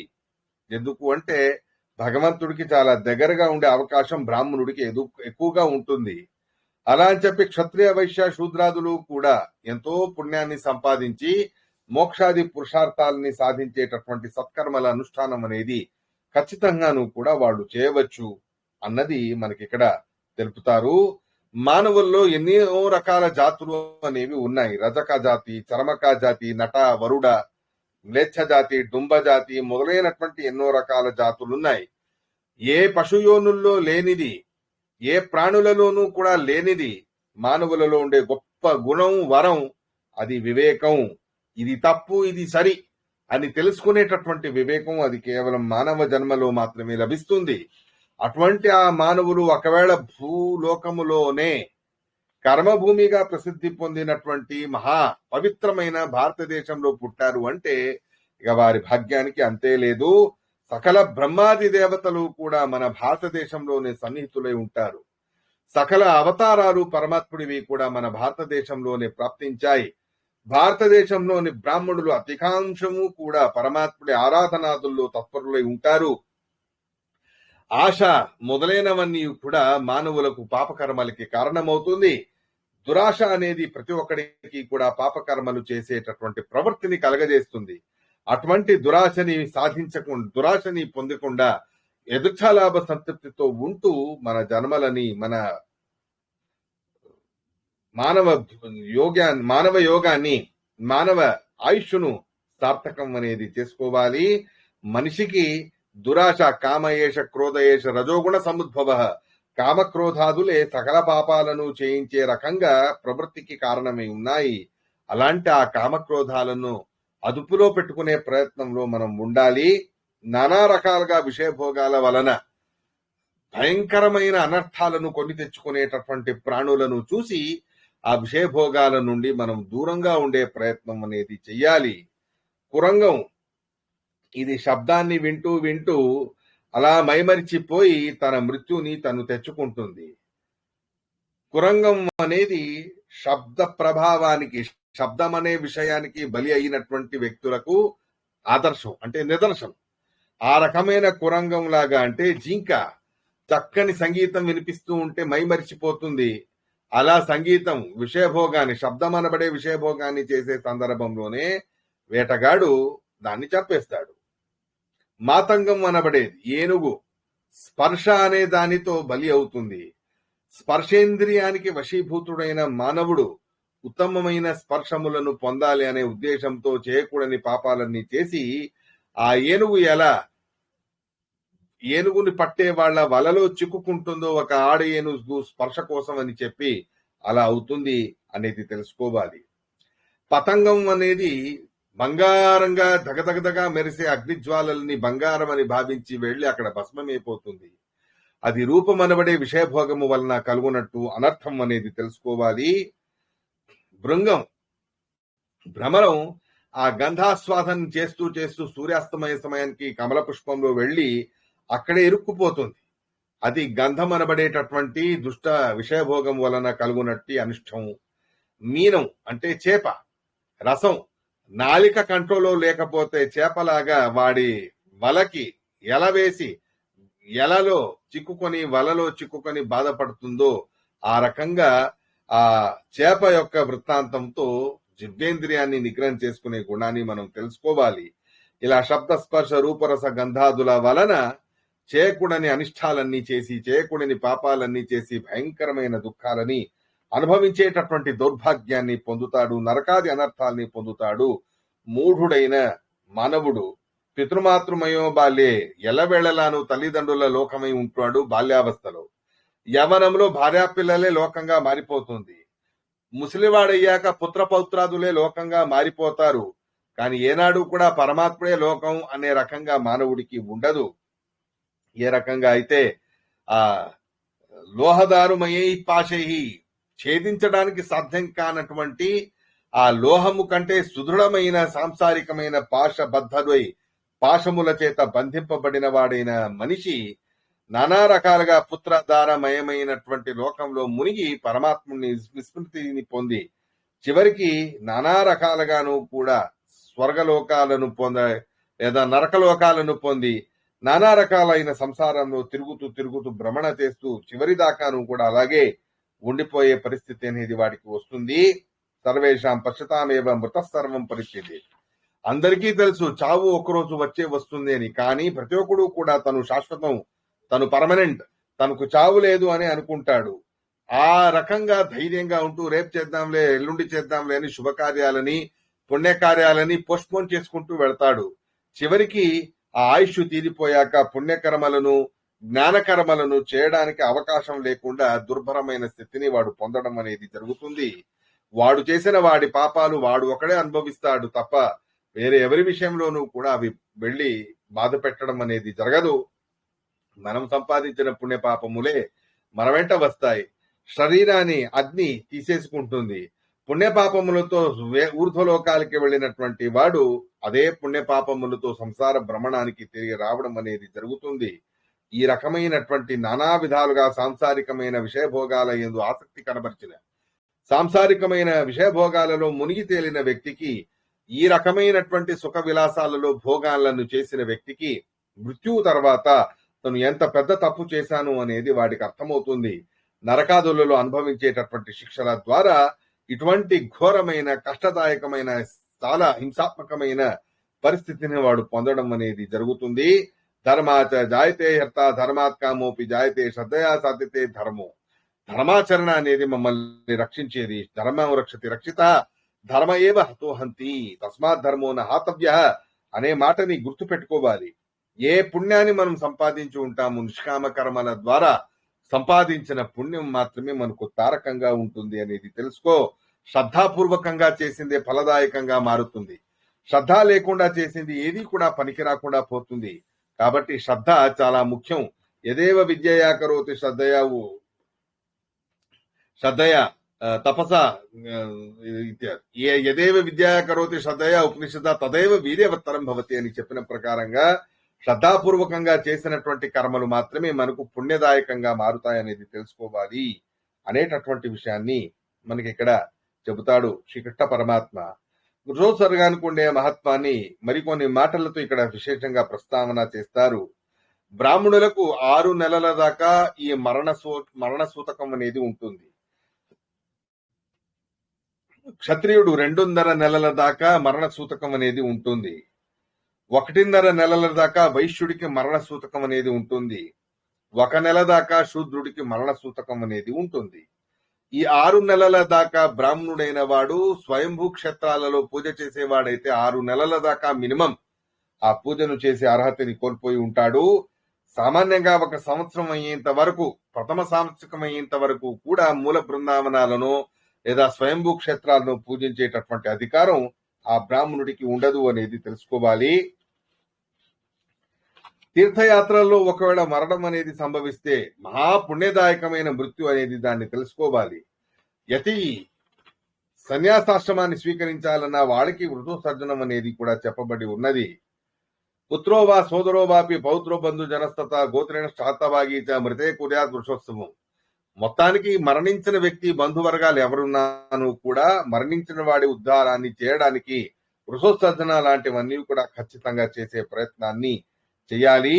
ఎన్నో రకాల దానాలు అనేవి చేయడం వలన ఆ దానాలే మనకు తారకాలుగా ఉంటాయి. గోదానం, భూదానం, హిరణ్యదానం, వస్త్రదానం, భోజనదానం, పాదుకాదానం మొదలైనవన్నీ మన చేతులతో మనం ఇచ్చింది మాత్రమే మనకు పుణ్యదాయకం. మనం సంపాదించిన ధనంతో మనం ఇచ్చింది మాత్రమే మనకు పుణ్యదాయకం అనేది తెలుసుకోవాలి. ఎప్పటి వరకు శరీరం బలంగా ఉందో అప్పటి వరకు పుణ్యాన్ని సంపాదించండి.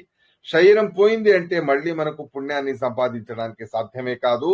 యావత్ స్వస్థమిదం శరీరం అరుదం యావత్ జరా దూరతో యావచ్చేంద్రియ శక్తిర ప్రతిహత యావత్ క్షయో నాయుష ఆత్మశ్రేయసి తావదేవ విదుషా కార్యప్రయత్తో మహాన్ సందీప్తే భవనే తుకూప కననే ప్రత్యుద్దమ కీదృశ.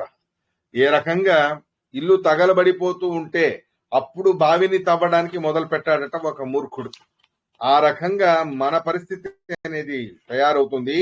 ఎప్పటి వరకు మన చేతిలో బలం ఉందో, ఆయుష్ ఉందో, మానవ శరీరం మనకు గట్టిగా ఉందో అప్పటి వరకు, అంతలోపు అవి దుర్బలమయ్యేంతలోపు, ఆయుష్ తీరిపోయేంత వరకు శ్రేయస్సాధనాలలో మనల్ని మనమే ప్రవర్తులుగా చేసుకోవాలి. ఎంతైతే అంత అధికంగా శ్రేయస్సాధనాన్ని సాధించి విశేషంగా భగవద్ ఆరాధనలను చేసుకొని ఔధ్వలోకమైన గమనానికి యోగ్యమైన పనులన్నీ కూడా చేసుకొని పెట్టి ఉండాలి అన్నదాన్ని చెబుతాడు శ్రీకృష్ణ పరమాత్మ.